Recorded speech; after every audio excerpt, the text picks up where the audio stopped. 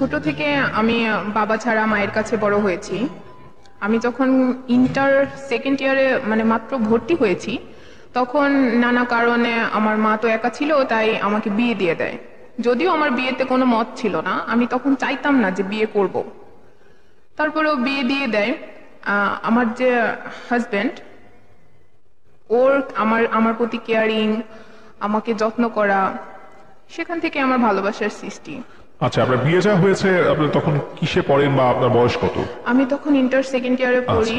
2014-তে অক্টোবরের 24-এ আমার বিয়ে হয়েছিল। ইন্টারমিডিয়েটে পড়েন তখন? হ্যাঁ। এবং এটা পারিবারিক ভাবে হয়েছে? হ্যাঁ, পারিবারিক ভাবে হয়েছে। আচ্ছা। আমার আম্মুর ইচ্ছা মতেই Okay. আমার বিয়ে হয়েছে। আচ্ছা। সেখানে ভালোই কাটছিল, কিন্তু আমার শ্বশুর শাশুড়ি আমাকে পছন্দ করতো না। শুধু আমার যে হাজবেন্ড, ও আমাকে পছন্দ করে বিয়ে করেছিল। আপনাকে পছন্দ না করার কারণ কি ছিল? কারণ আমি একটু মোটা ছিলাম, এটা ওনার ভালো লাগতো না আমার শাশুড়ির। আচ্ছা, বিয়েটা কি আপনার হাজবেন্ডের ইচ্ছে হয়েছে না আপনাদের ফ্যামিলি ও তাদের ফ্যামিলির ইচ্ছে হয়েছে? তাদের আমার ছবি দেখে আমার শ্বশুর শাশুড়ি আমাকে পছন্দ করেছিল, কিন্তু যখন রিয়েলি দেখলো, আমাকে গাড়ি থেকে নামার পরে যখন দেখলো, তখন আর ওনার ভালো লাগে নাই। ইভেন উনি আমাকে বরণও করে নাই। আচ্ছা। তো তখন ভালো লাগে নাই, কিন্তু আমার বাবু মানে আমার যে হাজবেন্ড, ওর আমাকে অনেক পছন্দ হয়েছিল, এই জন্যই আর কি বিয়েটা হয়েছে। তারপর আমার বিয়ের পর পর আমার শাশুড়ি আমাকে একদমই পছন্দ করতো না। তারপর পছন্দ করতো না, আমার সাথে ঠিকমতো কথা বলতো না, নানানভাবে আমাকে অত্যাচার করতো। কিন্তু আমার বাবুর আব্বু আমাকে খুব ভালোবাসতো, মানে আমার হাজবেন্ড অনেক ভালোবাসতো। তো বিয়ের 15 দিন পরে আমি ঘর গোছাচ্ছিলাম, দেয়ালে যখন ফটো টাঙাচ্ছিলাম, তখন আমাদের বাসার একটা মেয়ে, ও বলতেছিল যে মামি, রানী মামিও এভাবে ঘর সাজাইতো। তখন আমি প্রশ্ন করলাম যে রানী মামিটাকে। পরে আমি ওই দিন জানতে পারি যে আমার বাবুর আব্বু আগে থেকেই বিবাহিত ছিল, যেটা আমার ফ্যামিলিকে জানানো হয় নাই। ওর ওয়াইফ বাহিরে থাকতো, এটা আমার মাকেও জানানো হয় নাই, আমিও জানতাম না। সেদিন জানতে পারি। জানতে পারার পর আমি আমার মাকে বলছিলাম যে মা, আমি এখানে কিভাবে থাকবো, ওর তো ওয়াইফ আছে, ডিভোর্স হয় নাই। কিন্তু আমার মা আমাকে নিয়ে আসে নাই ওইখান থেকে নিয়ে আসে নাই যে তোমাকে এত ভালোবাসে, তুমি এখানেই থাকো, একদিন হয়তো সব ঠিক হয়ে যাবে, ওই বউ তো চলে গেছে। আপনার ফ্যামিলি কি জানতো তার মানে বিষয়টা? আমার মা জানতো কিনা জানি না, কিন্তু আমি জানতাম না।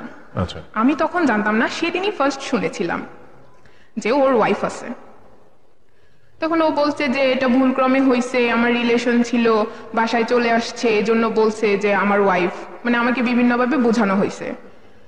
আমার নিজের কোনো বোন নাই, আমার আপুদের মানে খালাতো বোনদের সাথে কথা বলে মানে ওরা বললো যে তুমি এখন একটা বেবি আনো, বেবি আনলে পরে এই সমস্যার সমাধান হয়ে যাবে, তোমার ওই ওয়াইফের প্রতি আর কোনো টান থাকবে না। তখন আমার বাবুর আব্বু ওর আগের ওয়াইফের সাথে কথা বলতো, কন্টিনিউ কথা বলতো। আমি যখন জিজ্ঞেস করতাম তুমি কার সাথে কথা বলো, ও বলতো যে বন্ধু ফোন দিছে, আমার একটা আপুর হাজবেন্ড ফোন দিছে, আমাকে এমন ভাবে কাটাই দিত। তো এক সময় ওই যে আগের ওয়াইফ, ও আমাকে ফোন দেয়, আমার নাম্বারটা জোগাড় করে আমাকে ফোন দিয়ে বলতেছে যে ওর সাথে তো আমার বিয়ে হয়েছিল, ও এরকম, তোমাকে যেসব গয়নাগাটি দিছে এগুলো আমার, মানে যাই হোক এক্সট্রা এগুলা বলার পরে আমি বাবুর আব্বুকে জিজ্ঞেস করাতে ও অস্বীকার করে। তারপর হঠাৎ করে আমি অসুস্থ হয়ে পড়ি, মানে অনেকটাই অসুস্থ হয়ে পড়ি, বিছানা থেকে উঠতে পারতাম না। সেই অসুস্থতার সময় আমি কোনো বাসায় কাজকর্ম করতাম না বিধায় আমার শ্বশুর শাশুড়ি আমাকে আলাদা করে দেয়, মানে আমার বাবুর আব্বুকে আর আমাকে আলাদা করে দেয়। তখন আমরা আলাদা রান্না করে খাইতে হয়। তখন তো আমার বাবু পেটে আসছে। সেদিন মানে 3 মাস 11 দিনের পরে আমি জানতে পারি যে আমি প্রেগনেন্ট। তো বাবুর আব্বু অনেক খুশি হয়েছে যে আমার বাচ্চা আসবে। ও আমার অনেক টেক কেয়ার করতো, অনেক ভালোবাসতো আমাকে। মানে ও আমার এতটাই যত্ন করতো যে আমি যদি রান্না না করতাম, তারপরে ও আমাকে বলতো না যে তুমি রান্না কেন করো নাই। এতটাই ভালোবাসতো যে ওর যে অতীত আছে একটা, ওর ভালোবাসার পিছনে আমি এটা ভুলে গেছি। আচ্ছা। তো আমার বাবু যখন পেটে 7 মাসের, তখন ওর ফোনে টেক্সট আসতো। যদিও আমার কাছে ওর ফোন দিত না, বলতো আমার ব্যবসায়িক ফোন, তুমি ধরে কি করবা। তো একদিন জেদ করে বলছি যে তুমি ফোনটা রাইখে যাবা, তুমি কেন ফোন রাইখে যাও না। তো ফোন রাইখে গেছে। আমি আর আমার বাবুর আব্বুর যে বড় বোনের মেয়ে ঘরে একসাথে থাকতাম। তো তখন একটা নাম্বার থেকে ফোন আসে। ফোন আসার পর আমি ফোনটা রিসিভ করি। রিসিভ করার পরে ধরলাম যে একটা মেয়ে মানুষ ফোন করছে। মেয়ে মানুষটা ফোন করে বলতেছে যে আমার হাজবেন্ড ওরও হাজবেন্ড। আচ্ছা, তখন আমি আবার জানতে পারি যে আমার হাজবেন্ড আবার আরেকটা সম্পর্কে জড়ায় আছে। ওকে, ভাইয়া সে নামটা কি ফ্ল্যাশ করব? হ্যাঁ শিওর। ওর নাম ছিল রিয়া। আচ্ছা ও ভালুকা একটা কিন্ডার গার্ডেনে জব করতো। আচ্ছা তো ও আমাকে অনেক কথা বলে, কান্নাকাটি করে যে ও তো আমারে বলছে বিয়ে করবে, এই সাথে আমার সাথে দেখা করে, আমার সাথে ওর অনেক দিন যাবত সম্পর্ক, আমি ওর বাসায় পর্যন্ত গেছি। তো এটা শুনে আমি অনেক কান্নাকাটি করে আমি আমার শাশুড়িকে জানাই যে মা আপনার ছেলে এরকম করতেছে, আমি এখন কি করব? তা আমার শাশুড়ি উত্তর দিল যে আমার ছেলে সুন্দর মানুষ, আমার ছেলে 10টা বিয়ে করবে, 10টা মেয়ের সাথে ঘুরবে, তোমার ভালো লাগলে থাকো, তাহলে না হলে তুমি চলে যাও। আচ্ছা, আমি ওইখানে সাপোর্ট পাই নাই। তা আমি আমার বাবুর আব্বু আসছে পরে প্রশ্ন করছি যে এখন আমি আমাদের বাবু আসতেছে, তুমি এরকম কি শুরু করছো? না এগুলো মিথ্যে কথা। আমি বললাম কেন মিথ্যে কথা হবে? ও ফোন দিছিল, তোমাকে রাগানোর জন্য ফোন দিছে। তাই কথায় দুই কথায় আমি মোবাইলটা ভেঙে ফেলি। মোবাইল ভাঙাতে ও ফার্স্ট আমার গায়ে হাত তুলছিল। আচ্ছা, তখন আপনি প্রেগনেন্ট? হ্যাঁ, তখন আমি প্রেগনেন্ট। আচ্ছা, তো তখন আমি বলছি যে তুমি যদি এই মহিলার সাথে কথা বলো, মানে ইসলামিক ভাবে আমি ওকে কসম দিছিলাম আর কি আমার বাবুর। তখন ও বলছে আচ্ছা ঠিক আছে, আমি আর কথা বলবো না। তো ইসলাম মানে বিয়েতে কিন্তু উকিল বাবা মানে একটা কথা থাকে, উকিল বাবা। তো আমি আমার উকিল বাবার কাছে ফোন দিছি যে বাবা তুমি কি রিয়া নামের মেয়েটাকে চেনো? তোমার বাসার এদিকে বাসা। ও বলতেছে, আমার আব্বু বলতেছে যে না ওই নাম তো এরকম না, এরকম ছেলে না, ও হতেই পারে না এরকম। মানে ওকে কেউ বিশ্বাস করলো না। আমার মাকে জানাইলাম, আমার মাও বিশ্বাস করলো না। আচ্ছা, কারোর কাছে সাপোর্ট পেলাম না। তো ওইভাবে দিন কাটতে থাকলো। তা আমার যখন আরো কিছুদিন পরে আমার বেবি আর 8 মাস পেটে, তখন আমার বাসায় একটা ঝগড়া হয় আমার শ্বশুর বাড়িতে। ঝগড়াটা হয় মানে আমার যে হাজবেন্ডের 2টা বোন, ওইটাও আমাকে দেখতে পারতো না। বলতো যে আমার ভাইকে তুই কেড়ে নিছিস, সেটা মানে দেখতে পারতো না। তো ওরা দাওয়াত খাওয়াবে, তো ওইখানে আমার বাবুর আব্বুকে বলছে, আমাকে বলে নাই। যাইতে বলছে, আমাকে বলে নাই। তো আমার বাবুর আব্বু তখন তো আমাকে অনেক ভালোবাসতো। তো ও যাবে না বিধায় ও যাবে না, আমাকে বলে নাই তাই ও যাবে না। আচ্ছা, তো ও যাবে না, এ নিয়ে আমার শাশুড়ি, আমার ননাস, ওরা অনেক ঝামেলা শুরু করে দেয়। ঝামেলা শুরু করাতে ওইখানে মারামারি হয়। আচ্ছা, মারামারির মধ্যে মানে যখন ঝামেলা হয় তখন আমার বাবুর আব্বু ছিল ওইখানে, আমার অনেক গালাগালি করা হয়। গালাগালি করাতে বাবুর আব্বু অনেক রেগে যায়। রেগে যাওয়ার পরে যাই হোক ঠান্ডা হওয়ার পরে বাবুর আব্বু যখন চলে যায়, তখন আমার শ্বশুর, আমি তখন 8 মাসের প্রেগনেন্ট, ওই অবস্থায় লাঠি দিয়ে আমাকে মারে। আপনাকে মারে? আচ্ছা, তো বাসার পাশ থেকে যে আমার চাচি শাশুড়ি ছিল, ও আমাকে অনেক ভালোবাসতো। তো ও আমার বাবুর আব্বুকে ফোন দিয়ে বলছে যে বাসায় ঝামেলা হচ্ছে। তো ও বাসায় এসে বলতেছে চলো ভাড়া চলে যাবো, এটা সেটা, এখানে থাকবো না। পরে আমার শাশুড়ি আর কি এসে কান্নাকাটি করতেছে যে আমার একটা মাত্র ছেলে, কোথাও যাইতে দিব না, তুমি এখানেই থাকবা, যা হওয়ার হয়েছে, আর কিছু হবে না। আচ্ছা, তো ওইভাবেই কাটতে থাকলো। আমার মা, আমার বড় ভাই যায়, আমার বাবু মানে বাবু হবে এই জন্য ডেট কাছায় আসছিল, এই জন্য আমাকে নিয়ে আসে মানে আমার বাসায়, আমার বাবার বাসায়। আচ্ছা, আমার ভাইয়া নিয়ে আসে। নিয়ে আসার পরে তখন আমার বাবুর আব্বু মাঝে মাঝে আসতো আমাকে দেখার জন্য। তখন তো ওর ভালোবাসার কোনো কমতি ছিল না আমার প্রতি। তো আমার বাবু হয়, সিজার করে আমার বাবু হয়, তখন আমি অনেক অসুস্থ ছিলাম। আমার 28 ঘন্টা পরে জ্ঞান ফিরছিল। বাবুর আব্বু সারা রাত আমার পাশে বসেছিল। আমাদের কোল জুড়ে আসে একটা মেয়ে। আমার মেয়ে যখন হয় তখন আমার বাবুর আব্বু অনেক খুশি হয়েছিল। এতটাই খুশি হয়েছিল যে ডাক্তাররা বলতেছিল যে একটা মেয়ে হইলে যে একটা বাবা এত খুশি হতে পারে সেটা ওকে দেখে বুঝতে পারছে। ওকে, তখন ও বাবুটাকে কুলে নিয়ে বলতেছিল যে ও আমাদের, তাই না, আমাদের ভালোবাসার চিহ্ন। আমি বললাম হ্যাঁ, আমি যদি কখনো মারা যাই তখন তুমি ওকে দেখলে বুঝতে পারবা যে এটা আমারই চিহ্ন। তো আমার বাবুকে 4 দিন পর্যন্ত হাসপাতালে আমরা ছিলাম।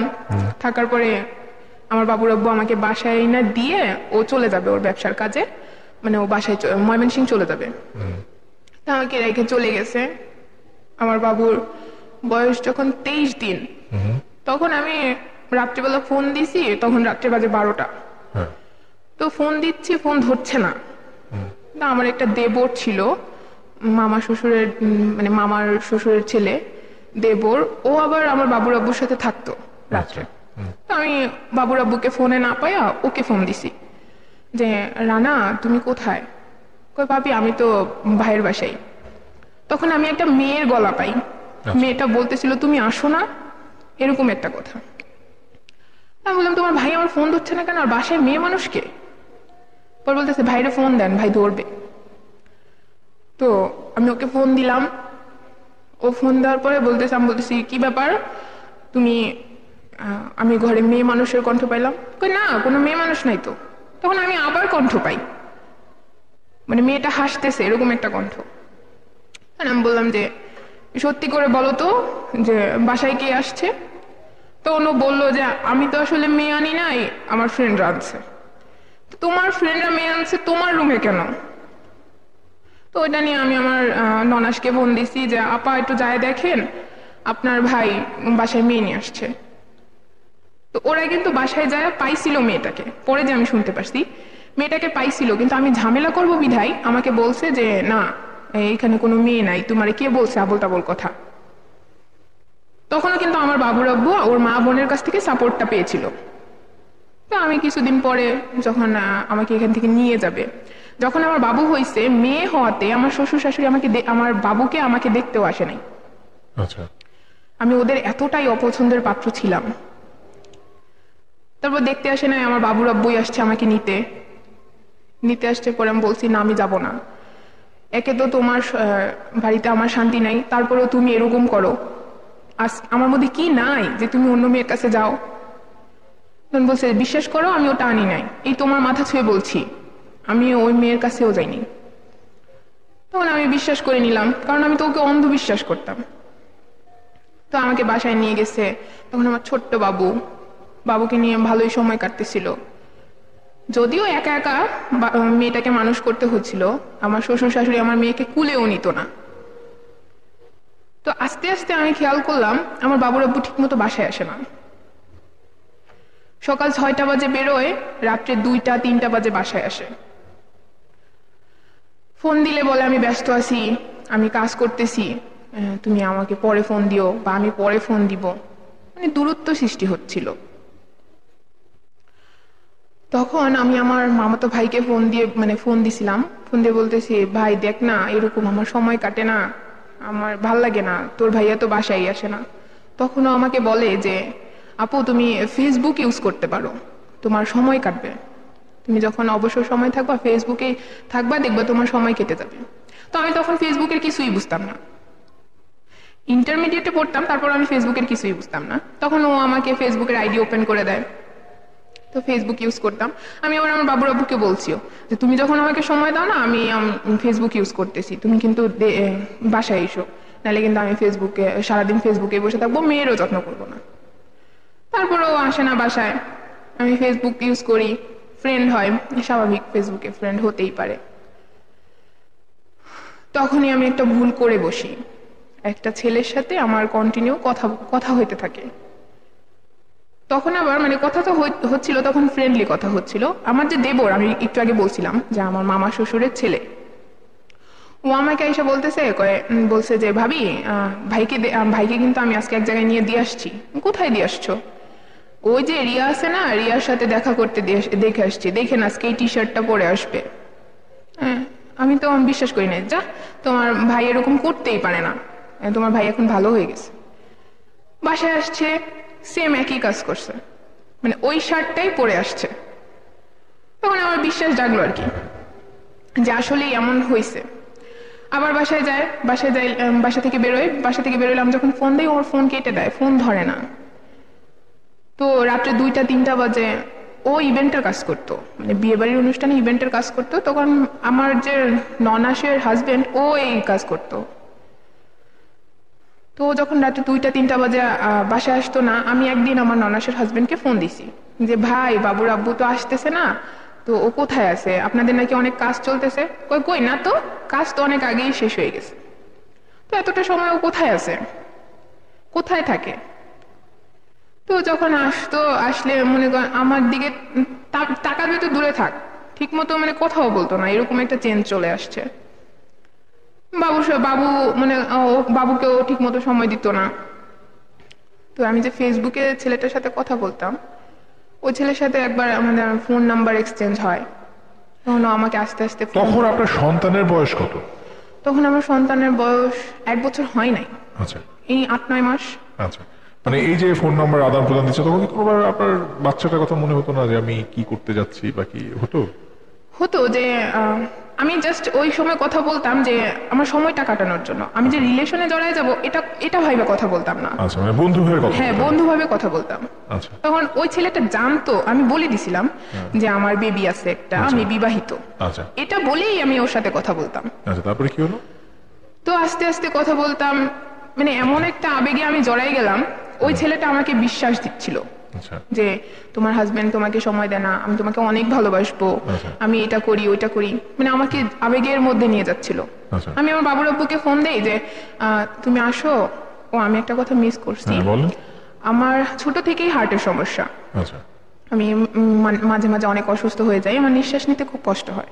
আচ্ছা তো আমি যদি বলতাম যে বাবুর আব্বু তুমি আসো, আমার ভালো লাগছে না, ও আমাকে বলতো যে তুমি ভালো লাগতেছে না, তোমাকে কি সবসময় আমি কুলি করে নিয়ে বসে থাকবো? আচ্ছা ভালো, আমার সময় নেই, আমি ব্যস্ত। কিন্তু আমি আবার ওই ছেলেটা যখন ফোন দিত তখন আমার বলতো তুমি ওষুধ খাও, এটা করো ওইটা করো, মানে আমার অনেক টেক কেয়ার করতো। ওকে। তা আমি ওর প্রতি নার্ভাস হয়ে যাচ্ছিলাম। তখন চিন্তা করলাম যে এটা করা মেবি ঠিক হচ্ছে না। তো আমি এই বিষয়টা অনেকজনকে জানাইছিলাম, আমার চাচি শাশুড়িকে জানাইছি, আমার যে ওই মামা শ্বশুরের দেবর ছিল ওকে জানাইছি, ইভেন আমার মাকেও আমি জানাইছিলাম যে মা আমি তো এরকম কথা বলি, আমি তো ওর সাথে অনেক জড়ায় পড়তেছি। আমার মা তখন আমাকে কিছু বলে নাই, নিষেধ করে নাই। তা আমার বাবুর আব্বু বাসায় আসলে আমি সারাক্ষণ ফোন নিয়ে ব্যস্ত থাকতাম। ও কিছুটা বুঝতে পারতেছিল যে আমার মধ্যেও চেঞ্জ চলে আসছে, যে ব্যক্তি আমি ও আসলে অপেক্ষা করে বসে থাকতাম, এখন আর অপেক্ষাটা করি না, এখন আর ওকে বারবার ফোন দিয়ে ডিস্টার্ব করি না যে তুমি আসো তুমি আসো। তো ওরও চেঞ্জ আছে, আমারও চেঞ্জ হয়ে যাচ্ছে, এটা দুজনেই, মানে আমি তো আগে থেকেই জানি, ও বুঝতে পারছিল। তো মাঝে মাঝে আমি ফোনে কথা বলতাম, এটা আমার শাশুড়ি দেখতো। আমার শাশুড়ি দেখা আমার বাবুর আব্বুকে বলছে যে ও তো কারোর সাথে মনে হয় ফোনে কথা বলে। তো বাবুর আম্মু আমাকে জিজ্ঞেস করছে, আমি বলছি যে না, আমি তো ওইভাবে কিছু বলি না, আমার ফ্রেন্ড হিসেবে কথা বলি, তুমিও বলতে পারো, ও জানে আমার বাবু আছে। কিন্তু তখন আপনি আসলে কি হিসেবে কথা বললেন?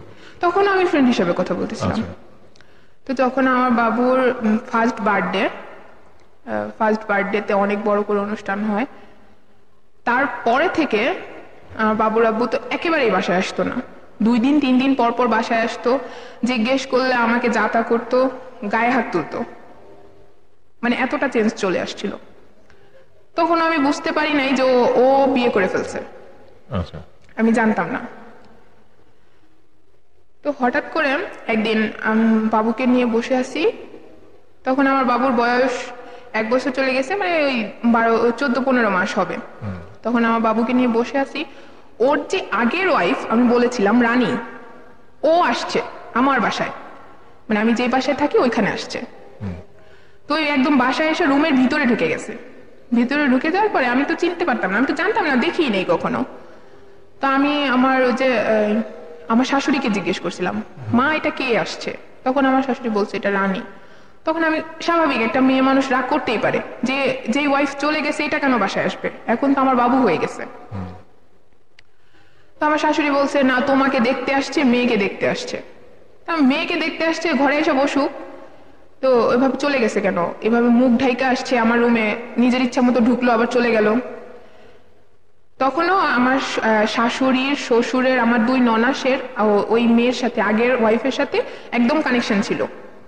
যদি কানেকশন না থাকতো, ওই মেয়েটা আসার সময় মিষ্টি নিয়ে আসছে, মিষ্টি নিয়ে এসে প্রথম আমার বড় ননাসের বাসায় উঠছে। আচ্ছা তখন ওরা জানতো যে আমার বাবুর আব্বুর সাথে ওর সম্পর্ক আছে। তো বাবুর আব্বুর সাথে সম্পর্ক আছে, আমি বাবুর আব্বুরে ফোন দিছি যে তুই করেই বলছি, তখন রাগারাগি করে যে তুই কোথায়, তো বলতেছে কেন তুমি এইভাবে কথা বলতেছো কেন? আমি বলি, তুই তাড়াতাড়ি বাড়ি আয়, তুই কারে বাড়ি পাঠাইছিস? কারে বাড়ি পাঠাইছি মানে? আমি বলি, তুই জানোস না, তাড়াতাড়ি বাসায় আয়। তো বাসায় আসছে, আসার পরে দেখে রানী। তো রানীর মুখে এমন তর্কাতর্কি হইতে হইতে এমন একটা সময় আসে, ও আমাকে আমার গায়ে হাত তোলে। রানী আচ্ছা রানী আমার গায়ে হাত তোলে। এখন যদি আমার বাবুর আব্বু আমার সাপোর্ট না করে তাহলে তো হিতে বিপরীত হতে পারে, এজন্য ও যায় আর রানীকে মারতে যায়। তো রানীকে মারতে যাওয়ার পরে আমিও আর কি সুযোগে রানীকে মারছিলাম বলতে ধরছি আর কি, ধরাধরি হয়েছে। তখন আর কি রানী বলছিল যে তুই যার জন্য আমার সাথে ঝগড়া করতেছিস সে তো তোরে ভালোবাসে না। বললাম, আমি বলছি তুই কোনো কথাই বলিস না, তোরে ভালোবাসতে তোরেই রাখতো, আমারে আনতো না। বলতেছে যে শোন, তোর হাজবেন্ডের আইডি কার্ড আগে আমার কাছে ছিল, আমার সাথে যদি যোগাযোগ নাই থাকতো তাহলে এই আইডি কার্ড তোমার হাজবেন্ডের কাছে কিভাবে গেল? গত পরশুদিন আমার এইভাবে বলতেছিল যে গত পরশুদিন একটা বডি স্প্রে আনছিল, মনে আছে তোমার, হোয়াইট কালার? আমি বললাম হ্যাঁ। ওটা আমার সাথে দেখা করে আনছিল, আমি দিয়েছিলাম ওকে। আমি যেখানে মানে ওই রানী বলতেছিল যে আমি যেখানে থাকি ওইখানে সবাই জানে ও আমার হাজবেন্ড, ও নিজে আমাকে বাসা ভাড়া করে রাইখে আসছে, ও প্রতিনিয়ত আমার কাছে যায়, আমার সাথে কন্টিনিউ যোগাযোগ আছে। বলে আমি বিশ্বাস করি না, আমি বলতেছি আমি বিশ্বাস করি না। বডি স্প্রে ওটা কিনে আনছে, তুমি যে আমার ঘরে গেছো এটা দেখছো, দেখে আমাকে বলতেছো, কই তুমি প্রমাণ চাও? আমি বললাম হ্যাঁ প্রমাণ চাই। ও আমাকে কল রেকর্ডিং শোনাইছে। আচ্ছা কল রেকর্ডিং শোনাইছে, ওরা যে একসাথে রুমে ছিল এই ভিডিও আমাকে দেখাইছে। আচ্ছা তারপরে তো আমার বিশ্বাস করার মতো কিছু নাই। তখন আমি অনেক কান্নাকাটি করতেছিলাম। তখন আমি আমার বাবুর আব্বুকে বোঝাইতেছিলাম যে দেখো তুমি এরকম করো না, আমার বাবু এখন বড় হচ্ছে, ও যদি বড় হয়ে শুনতে পারে যে ওর বাবা এরকম ছিল তাহলে ও কি শিখবে? ওর মান সম্মান থাকবে? তখনও কিন্তু আমি ওই ছেলেটার সাথে কিন্তু ফ্রেন্ড হিসেবেই কথা বলি। তা আমার বাবুর আব্বুকে বলতেছি যে তুমি এগুলা করো না প্লিজ, তোমার পায়ে ধরি। তখন আমি কান্নাকাটি করতেছিলাম, বলতেছে তুমি আমার বিশ্বাস করো আমি এরকম কিছু করি নাই, ও মিথ্যে কথা বলছে। মিথ্যে কথা বলছে, কল রেকর্ড কিভাবে আসলো? এগুলো আগের। তো এগুলো বলছে পরে ও আবার ঠান্ডা করলো আমাকে। ঠান্ডা করার পরে বলতেছে আমি এসব করি না, তুমি বিশ্বাস করো আমাকে, আমি কখনো এরকম করি না। এই যে এত কিছু বলছে, তার ফ্যামিলি থেকে রিঅ্যাকশনটা কি? তার ওর ফ্যামিলি ডাইরেক্টলি আমাকে বলছে তোমার ভালো লাগলে থাকো না চলে যাও। কমে না ও বাসায় যে আসে না, আমার শ্বশুর শাশুড়ি আমার সাথে কথা বলতো না, আমি সারাক্ষণ একা থাকতাম। এই একা থাকাটাই আমার জীবনে সবচেয়ে বড় ভুল হয়ে চলে আসে। আমি ওই ছেলেটার সাথে সম্পর্কে জড়ায় যাই। সম্পর্কে জড়ায় যাই বলতে ও আমাকে বলছে যে মানে ও আমাকে বোঝাইতো যে তোমার বাচ্চা হয়েছে তাই কি হয়েছে, তোমাকে কি কেউ ভালোবাসতে পারে না? তুমি তোমার বাবুর আব্বু আজকে তোমাকে অবহেলা করছে তাই বলে কি সবাই অবহেলা করবে? এরকম আমাকে বোঝাইতো। এবার আমরা একটু ছেলেটা সম্পর্কে শুনি, কেন আপনি ওর প্রেমে পড়ে গেলেন? মানে ও বুঝাইলো ঠিক আছে, ও কি করে এবং ও কোথাকার একটু শুনি আমরা। ওর বাসা ফরিদপুর। আচ্ছা। ওর এক ভাই এক বোন ওরা। আমাকে তখন বলছিল যে ও একটা সরকারি জব করে ডিসি অফিসে। আচ্ছা। তখন বলছিল। ওকে, এটা কত সালের কথা বলছেন আপনি? 2016-তে। 2016 সালে। আচ্ছা, তারপর? তখন ও বলছে ডিসি অফিসে কাজ করে। আমি আমার বাবুর আব্বুকে যখন বলতাম যে বাবুর দুধ নাই, তুমি তাড়াতাড়ি আসো, বাবুর দুধ আনতে হবে, বলতে তুমি আইনে নাও, এরকম একটা কথা বলতো, তুমি আইনে নাও। আমি বললাম আমি কোত্থেকে আনবো, তুমি আইনে নাও, বলতে ফোন কাটতে দিত। তখন ওই ছেলেটা আবার বিকাশ করে আমাকে বাবুর দুধের টাকাটা পাঠাইতো। আচ্ছা। তো দুধের টাকা পাঠাইতো, আমি তারপর ওর সাথে কন্টিনিউ কথা বলতে থাকি। আর এমনই আবেগে বাসতেছিলাম যে আমি ওকে ছাড়া কিছুই বুঝতামই না। এমন একটা ঘোরে চলে গেছিলাম যে ওই ছেলেটার সাথে কথা না বললে আমার কিছুই ভালো লাগতো না। আমার বাবুর আব্বুর কথা মনে হইতো না, আমার বাসার কথা মনে হইতো না, কিচ্ছু মনে হইতো না। কিন্তু আমার বাবুর আব্বুকে তখন আর কিছু বলতাম না, বলতাম যে ফেসবুক আমি ইউজ করি না। বলতেন? হ্যাঁ। করেন না বলতেন? হ্যাঁ, করেন না, করি না বলতাম। কেন বলতেন? মিথ্যাটা কেন বলতেন? মানে আপনাকে কি না করেছিল? হ্যাঁ, বলছে তুমি আর ফেসবুক চালাবা না। আচ্ছা। আমার শাশুড়ি ওর কাছে বিচার দিছিল যে আমি সবসময় ফোনে কথা বলি। আচ্ছা। এজন্য বলছে যে তুমি আর ফেসবুক ইউজ করবে না। বলছে আচ্ছা ঠিক আছে, আমি ফেসবুক ইউজ করবো না। আচ্ছা। তো ফেসবুক ইউজ করতাম না ঠিকই, কিন্তু আমাদের ফোনে কন্ট্যাক্ট হইতো। তো কন্ট্যাক্ট হতো, আমি কিন্তু তখন ওকে দেখি নাই, ওই ছেলেকে দেখি নাই, জাস্ট পিক দেখছিলাম, দেখি নাই। তো আমার বাবুর আব্বু আমাকে বলছিল যে তুমি কার সাথে কথা বলো এটা আমাকে বলো। না, আমি কারোর সাথে কথা বলি না। তুমি তখন এমন একটা পর্যায়ে ও আমাকে এতটাই ভালোবাসার সহকার বলতেছিল যে তুমি আমার কাছে স্বীকার করো, তুমি যদি আমার কাছে স্বীকার করো তাহলে আমি আর কিচ্ছু করবো না। আচ্ছা, পরে আমি বলে দিছি কি বলছে যে তুমি আমাকে এরকম অবহেলা করো, আমি ওরকম কাউকে খুঁজে চলে যাব। আচ্ছা, তুমি আমাকে ভালোবাসো না তাই কি হয়েছে, আমি ভালোবাসার মানুষ খুঁজে নিব। আচ্ছা, তখন বলতেছিলাম আর কান্না করতেছিলাম। আচ্ছা, তখন থেকে ও আমাকে আর কি অবিশ্বাস করা শুরু করে। ওকে, ও আর কি যাই বলুক বলে আমার মুখ থেকে আর কি কথাটা বের করার চেষ্টা করছে। আচ্ছা, তো তখন থেকে ও আমার অনেক অবিশ্বাস করে, কিছু হইলেই খোঁটা দেয় যে তুমি এটা করো ওইটা করো, নিজের চেহারা সুন্দর থাকলেই কি হয়, ওই ছেলের কাছে যায় দেখো বেচে দিবে, এটা করবে ওইটা করবে, মানে নানান কথা। তারপর এভাবেই কাটতে থাকে। আমি ওর সাথে ওই ছেলেটার সাথে কন্টিনিউ যোগাযোগ করতে থাকি। এদিক দিয়ে আমি আমার বাবুর আব্বুকেও বোঝাচ্ছি আচ্ছা, যে তুমি কিন্তু অন্য মেয়েদের সাথে কথা বলবা না, যোগাযোগ করবা না, আমার বাসায় ঠিক মতো আসবা, আমাকে অবহেলা করবা না, আচ্ছা। যেহেতু আমার একটা বাবু আছে। এটা আপনি আপনার হাজবেন্ডকে বলছেন? হ্যাঁ। কিন্তু আপনি অন্যদিকে আরেকটা ছেলের সাথে পরকীয়া সম্পর্কে জড়িয়ে গেছেন? হ্যাঁ। ওকে, তারপরে আমার বাবুর আব্বু বলছে যে আচ্ছা ঠিক আছে, করবো না বলতো, কিন্তু ও করতো। আচ্ছা, এটা আমাকে দেখাইতো হলো আমার মামা শ্বশুরের দেবর, বিভিন্ন রকমের ছবি, বিভিন্ন রকমের ভিডিও। উনি কেন আপনাকে সবসময় এগুলো দেখালেন? মানে এটা কিভাবে, মানে ওনার সাথে আপনার সম্পর্কটা কি? সম্পর্ক কি বলতে জানি না, হয়তো সবাই চাইতো আমি ওই বাসায় না থাকি, আচ্ছা, এজন্যই হয়তো দেখাইতো। ওকে, নাহলে তো দেখানোর কোনো প্রয়োজন মনে করি না। আচ্ছা, তা আমাদের পাশের বাসায় মানে সম্পর্ক জানি না কি হয়, ননদই হবে।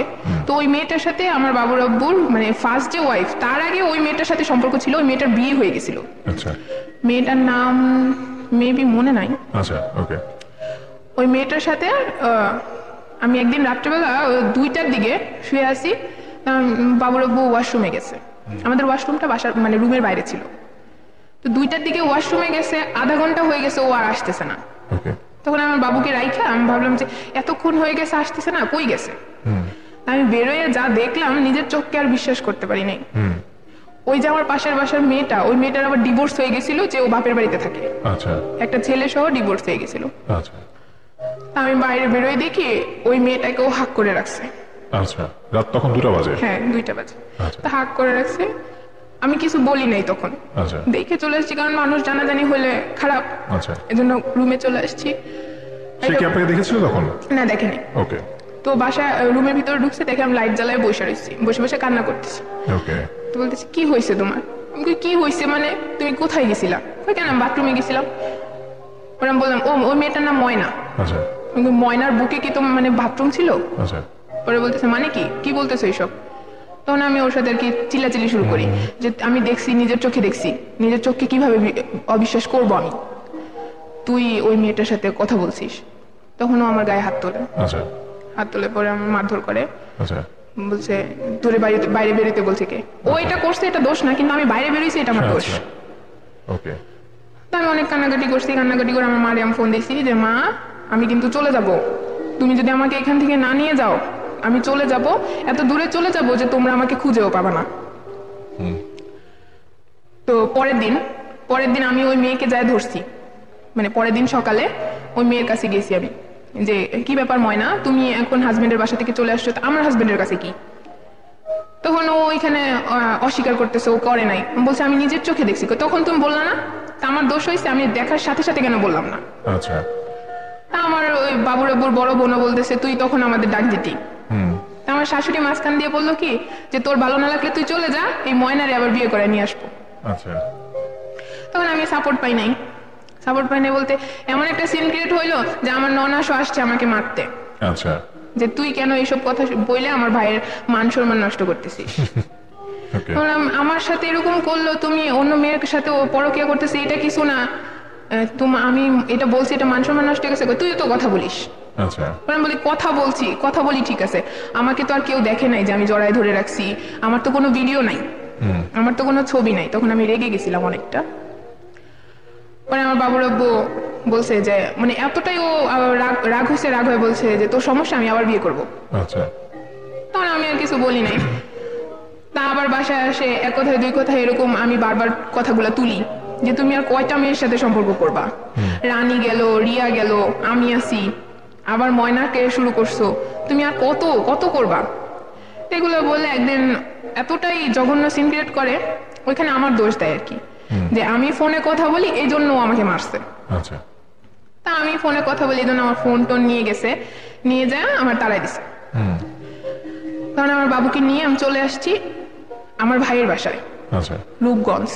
আমার ভাইয়ের বাসায় চলে আসছি। ভাইয়ের বাসায় চলে আসার পরে আমি ভাইকে বলছি যে ভাই আমি আর যাব না, আচ্ছা, অনেক সহ্য করেছি, 2 বছর হয়ে গেছিল বিয়ের, আমি অনেক সহ্য করছি, আমি আর পারবো না, তোমরা কি আমাকে রাখতে পারবা? না রাখতে পারলে আমি নিজেই কাজ করব, ইনকাম করবো, আমি ওইভাবে খাবো, আমি যাবো না। ওকে। তো এখানে চলে আসি।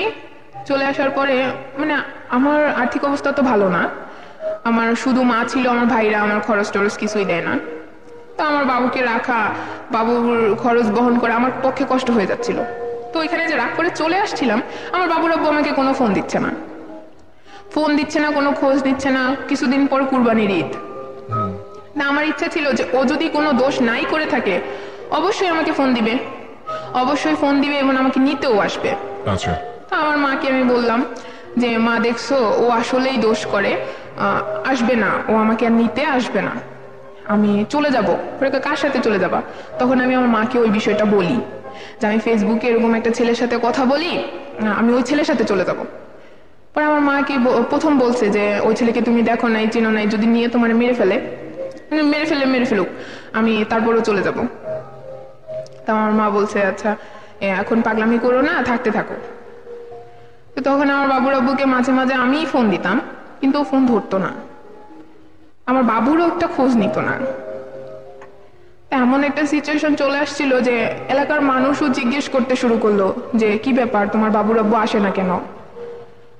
ঈদ কাটলো, ঈদ চলে আসছে, আমি ভাবছি অন্তত ঈদের দিন আমার সাথে কথা না বলুক, আমার মেয়ের সাথে তো বলবে, ওর একটা মাত্র মেয়ে। ঈদের দিনও আমার মেয়ের সাথে কোনো কথা বলে নাই, ও ফোন দেয় নাই। তার কিছুদিন পরে আমি ওকে একটা SMS করি যে বাবুর আব্বু তুমি যদি না আসো তাহলে যে তুমি দেখছো না আমি কার সাথে কথা বলি, আমি ওর কাছে আমার মেয়ে নিয়ে চলে যাব। পরে ও SMS-টা পেয়ে পরের দিন আসে আমাদের বাসায় আমাকে নিতে আসার পরে আমি যেতে চাই নাই, যদিও আমি আমার মাকে মানা করছি, আমার ভাইকে মানা করছি যে আমি যাব না, কিন্তু ওরা বলছে এই লাস্ট তুমি যাও, যদি তোমার কোনো সমস্যা হয় তাহলে আমি দেখব। তা আমার ছোট মামির অপারেশন হয়েছিল কিডনির, এর জন্য আমার মা আবার ইন্ডিয়া চলে গেছে। আমি ওইখান থেকে আসার পর আমার মা ইন্ডিয়া চলে গেছে। তো ইন্ডিয়া যাওয়ার সময় আমার মা আমাকে এখানে সাপোর্ট করছিল ওই ছেলেটার বিষয়ে। আমার তো ফোন ছিল না, বাবুর আব্বু ফোন নিয়ে গেছে। তো ওই ছেলেটার সাথে কথা বলার জন্য আমার মা আমাকে একটা ফোন কিনে দিছিল, ইভেন আমার একটা সিম কার্ডও কিনে দিছিল।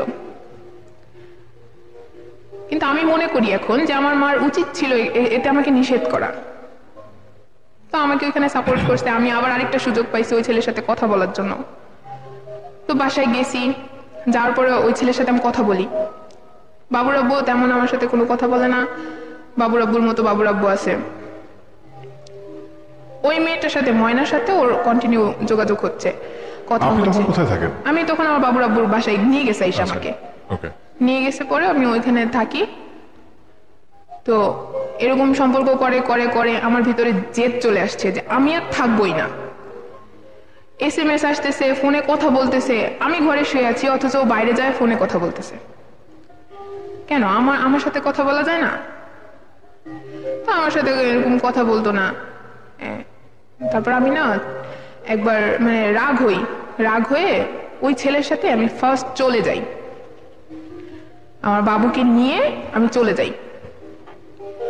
চলে যাওয়ার পরে আমার বাবুর আব্বুকে কিছুই বলি নাই, আমি বাসা থেকে বেরোইছি যে আমি ঢাকা যাব, এই বলে বাসা থেকে বেরোয় আমি ওই ছেলের সাথে চলে যাই। তো ওই ছেলের সাথে গেছি, ওই ছেলে ডাইরেক্ট আমাকে ওর বাসায় নিয়ে গেছিল। বাসায় নিয়ে যাওয়ার পর ওই দিনই ফার্স্ট আমি ওই ছেলেকে সরাসরি দেখছি। তো মানে ওই ছেলেটার হয়তো কোনো প্ল্যান ছিল, তো ও আমার আগে আমার বাচ্চাটাকে কুলে নিছে, আমার মেয়েকে নিয়ে আমি গেছিলাম। ওইটাই ছিল আমার লাইফের বড় ভুল, আমি ওই ছেলের সাথে চলে গেছিলাম। চলে গেছেন আপনি? হ্যাঁ, আচ্ছা, মানে আপনার ইন্টেনশন ছিল যে তার সাথে গিয়ে নতুন করে আবার সবকিছু বুঝাবেন। হ্যাঁ। এর মধ্যে আপনাদের নিশ্চয়ই অনেক কথা হয়েছে, মানে আপনার একটা মানুষের সাথে এমনি এমনি বের হয়ে যান নাই, কিন্তু কিছু কমিটমেন্টের কথা হয়েছিল নিশ্চয়ই। হ্যাঁ, ও বলছে যে আমি তোমার সব দায়িত্ব নিব, কোর্টে যাই আমরা বিয়ে করব, আমার মাও তোমাকে মেনে নিবে। ইভেন ওই ছেলের মাও আমার সাথে কথা বলছে। ওকে, এটা ইন্টারেস্টিং। এটা একটু বলেন আমাদেরকে যে কিভাবে ওই ফ্যামিলির সাথে কি পরিচয় হলো, তাদের সাথে কি কথা ওই হয়েছিল। ছেলের কাছে আমি ডাইরেক্টলি বলছি যে তুমি তো আমাকে নিয়ে সমাজে বেরোতে পারবে না, যেহেতু আমি একটা বাচ্চার মা। তো ও বলছে না, আমি তোমাকে ভালোবাসি, ওই বাচ্চা টাচ্চা কোনো ব্যাপার না। তো ওর মা কয় তুমি বিশ্বাস করো, আমার মাও তোমাকে অনেক পছন্দ করে। আমি বললাম কিভাবে বিশ্বাস করবো? তোর মার সাথে আমাকে কথা বলায়। ওর মা আমাকে বলে যে মানুষের লাইফে ভুল হতেই পারে, তুমি যদি আমার ছেলের কাছে আইসা সুখ পাও তাহলে আমি না হয় মেনেই নিলাম মা হয়ে, তুমি চলে আসো। তা আমি ওইখানে একটা ভরসা পাইছি। আচ্ছা, তা আমার মা তখন ইন্ডিয়া। ওকে, তা আমি ওইখান থেকে চলে যাই। চলে যাওয়ার পরে পরে মানে মনে হলো যে ওইখানে সবাই সব ঠিকঠাক আছে। ওই ছেলে আমাকে নিয়ে গেছে যেদিন, সেদিন রাত হয়ে গেছে যাইতে যাইতে। আমি ওই ছেলের মার সাথে আমার বাবুকে নিয়ে ঘুমাইছি। ঘুমানোর পরে হঠাৎ করে মনে হইলো যে বাসার কি অবস্থা, বাবুর আব্বুর কি অবস্থা, আমি একটা ফোন দিই। ফোন দিয়ে দেখি। তা আমি বাবুর আব্বুর কাছে সরাসরি ফোন দিই নাই, আমার আন্টির মেয়ের কাছে আমি ফোন দিছি। ফোন দেওয়ার পরে আমার আন্টির মেয়েদের প্ল্যান ছিল যে আমাকে নিয়ে আসবে। তো ওই জন্য বলতেছে যে বাসায় পুলিশ টুলিশ আসছে, তোমার মাকে ধরে নিয়ে, মাকে ধরার জন্য। আমি চলে যাওয়ার মানে যেদিন চলে গেছি সেদিন রাত্রেবেলায় আমার মা আসছিল বাংলাদেশে, মানে ইন্ডিয়া থেকে আসছিল। আচ্ছা। তো তোমার মাকে নিয়ে যাওয়ার জন্য আসছে, তোমার ভাইদের কাছে পুলিশ চলে আসছে, তুমি চলে গেছো। আমি চলে গেছি, মাকে কি অনেক সমস্যা করতেছে। পরে বলতেছে হ্যাঁ, বাসা ভরা পুলিশ চলে আসছে। আমার ভয় দেখায় দিছে এখানে। আমি বলছিলাম বাবুর আব্বু কোথায়? বাবুর আব্বু ও তো আসছে, ও তো পুলিশ নিয়েই আসছে। তুমি এক কাজ করো, তুমি তো ওরে ডিভোর্স দাও নাই, তুমি ডিভোর্স দিয়ে যাও, তুমি চলে যাবো যখন ডিভোর্স দিয়ে যাও। তো আস্তে এরকম ফোন দিয়ে পরের দিন সকালে আমি ফোন দিয়ে আবার তখন কোথায়? ওই ছেলের বাসায়। ওই ছেলের বাসায়? হ্যাঁ। এবং সেখানে আপনার বাচ্চাকে নিয়ে গেছেন? হ্যাঁ, বাচ্চাকে নিয়ে গেছি, তখন আমাদের বিয়ে হয় নাই। আচ্ছা। তো ওই সব পরের দিন আবার ফোন দিছি, ফোন দেওয়াতে বলতেছে যে তুমি ডিভোর্স দিয়ে যাও অন্তত আয়শা। পরে বলতেছে তুমি কোথায় গেছো সত্যি করে বলো। কে বলতেছে? আমার আন্টির মেয়ে। আচ্ছা। তুমি কোথায় গেছো সত্যি করে বলো। আমি আবার ঠিকানা বলে দিছি যে আমি ফরিদপুর চলে আসছি। আচ্ছা। তো ওই দিন বিকালে আমার বাবুর আব্বু এখানে চলে যায়। আচ্ছা। মানে আমার বাবুর আব্বু যে যায় সেটা আমি জানি না, আমার মা আর আমার দুলা ভাই গেছিল। আচ্ছা। তারপরে ওইখানে আর কি আবার আমি যে ছেলের বাসায় গেছিলাম, ওই ছেলের বাসায় এবার একটু ঝামেলা হচ্ছিল, যে একটা বাচ্চার মাকে নিয়ে আসছে, মিডিয়া টিটিএনে একটু ঝামেলা হচ্ছিল। আচ্ছা। তো ওই ছেলের মা বলতেছে তুমি এখন চলে যাও, কোনো আত্মীয়র বাসায় থাকো, আমি এখানে সব ঠান্ডা করে তারপরে আমি আসতেছি। আচ্ছা। তা আসতেছি এ বলে আমি বেরোয় গেছি বাবুকে নিয়ে বেরোইছি। পরে দেখি আমার মা আসছে আমাকে নিতে। তখন আমার মা আমাকে ফোন দিছিল, যে নাম্বারে আমি ফোন দিছিলাম সেই নাম্বারে আমার মা আমাকে ফোন দিছে যে মা তুমি আমার কাছেই চলে আসো, কি হয় না হয় আমি পরে দেখবো। আচ্ছা। আমি বলছি যে মা যাই হোক আমি এখানে চলে আসছি, আমি বাসায় আসবো, কিন্তু আমি বাবুর আব্বুর কাছে যাবো না। বলছে আচ্ছা ঠিক আছে যাও না। তো বাসায় আসছে, আমাকে নিয়ে আসছে। বাসায় নিয়ে আসার পরে দেখলাম যে বাবুর আব্বুও সাথে আছে। আচ্ছা। গেছিল ওইখানে বাবুর আব্বু। তো আমার আসছি, পরে আমার বাবুকে কুলে নেয়, কুলে নিয়েছে। পরে আমার বলতেছে তুমি কি থাকবাই না? বলছে না আমি থাকবো না, তুমি আমাকে এরকম ভাবে একা একা রাখো বাসায়, আমি সারাক্ষণ একলা ফিল করি, তোমার মা কথা বলে, তোমার বাবা আমাকে গালাগালি করে, তোমার বোনরা আমাকে গালাগালি করে, তুমি একটার পর একটা মেয়ের সাথে সম্পর্ক করতেছো, আমি থাকবো না। তখন আমি খুব জেদ করি। তখন আর আমার বাবুর আব্বু আমার ফ্যামিলির কাছে খুব ভালো হয়েছে, যে বলতেছে যে ওই ছেলেকে ফোন দেন, ওই ছেলে যদি ওকে নেয় তাহলে আমি আর নিব না, আমি চলে যাব। আচ্ছা। আর যদি না নেয় তাহলে আমি ওকে এখন নিয়ে যাব। আচ্ছা। তো এটা তো যে সে লোক বলতে পারে না যে একটা ছেলে নিয়ে গেলে ও নিয়ে যাবে, নাহলে নিয়ে যাবে না। আচ্ছা। তখন আমার ভাইয়েরা বলতেছে দেখছো এরকম মানুষ পাবা, তুমি কাকে দোষারোপ করো, এ তো তোমার জন্য পাগল। তখন আমাকে সবাই বুঝাইতেছিল যে বাবু আছে একটা, আমার পাশের বাসার আন্টিরা সবাই বুঝাইতেছিল যে একটা মেয়ে আছে, যা করছো করছো, আর কিছু করার দরকার নেই, তুমি চলে যাও। আচ্ছা। তা আমি বলতেছি আন্টি আমি যে এখন যাবো, আমি তো একটা ভুল করে ফেলছি। তখন ও তো সারা জীবন আমাকে খোটা দিবেন। তো বলছে না খোটা দিবে না, আমরা এরকম কথা বলেই দিব। তো বাবুর আব্বুকে বলতেছে তুমি কোনো খোটা দিবা না তো? কই না আমি কোনো খোটা দিব না, আমি ওরা কিচ্ছু বলবো না, আমি ওকে নিয়ে যাই। তো পরের দিন আমাকে বাবুর আব্বুর বাসায় নিয়ে গেল। আচ্ছা। বাবুর আব্বুর বাসায় নিয়ে যাওয়ার পরে তখন আর আমাকে ফোন টোন কিছু দেয় না। আচ্ছা। কোনো কিছুই ফোন টোন দেয় না। তো তখন ও কয়েকদিন ভালো ব্যবহার করতেছিল। তো এর মধ্যে ওই ছেলের সাথে কি হলো, মানে আপনি চলে আসলেন, এটা তো মানে চলে আসলাম পরে ওই ছেলেটা তো ওইখানে যখন গেলাম আমি মিস করছি, ওইখানে যখন গেলাম পরের দিন যে সকালে আমি সব শুনতে পেলাম ওই ছেলেটা মাত্র এসএসসি পরীক্ষা দিছে। আচ্ছা, মাত্র এসএসসি পরীক্ষা দিছে, ও কোনো চাকরি বাকরি করে না। আচ্ছা, ওর মা কে তাহলে যে কথা বললেন? হ্যাঁ, ওর মাই কথা বলছে। আচ্ছা, ওর মাই কথা বলছে, ওর মাই মিথ্যে কথা বলছে আমার সাথে। আচ্ছা, যে ওই ছেলে চাকরি বাকরি করে। আচ্ছা, তখন ওইখানে গিয়ে আমি তো আরেকটা ধোঁকা খাইছি যে চাকরি করে না, কিছুই করে না। তখন আমি ওরে প্রশ্ন করছিলাম যে তুমি যে আমাকে টাকা পাঠাতা, টাকা কই পাইতা? আচ্ছা, বলছে আমার মা দিস, ওর বাবা ওর বাইরে থাকতো। আচ্ছা, তো ওইখান থেকে তো তো কি আপনার সমবয়সী, আপনার যে ছোট? বয়সে আমার বড়, কিন্তু ক্লাসে পিছিয়ে ছিল। মানে পড়াশোনা করে না? না, পড়াশোনা করতো না। আচ্ছা, ঠিক আছে। তো আমি তো ওইখানে চলে আসছি, তো ওই ছেলে মানে ঘৃণা চলে আসছে যে ও আমাকে ঠকাইছে, আর কথা বলবো না আর।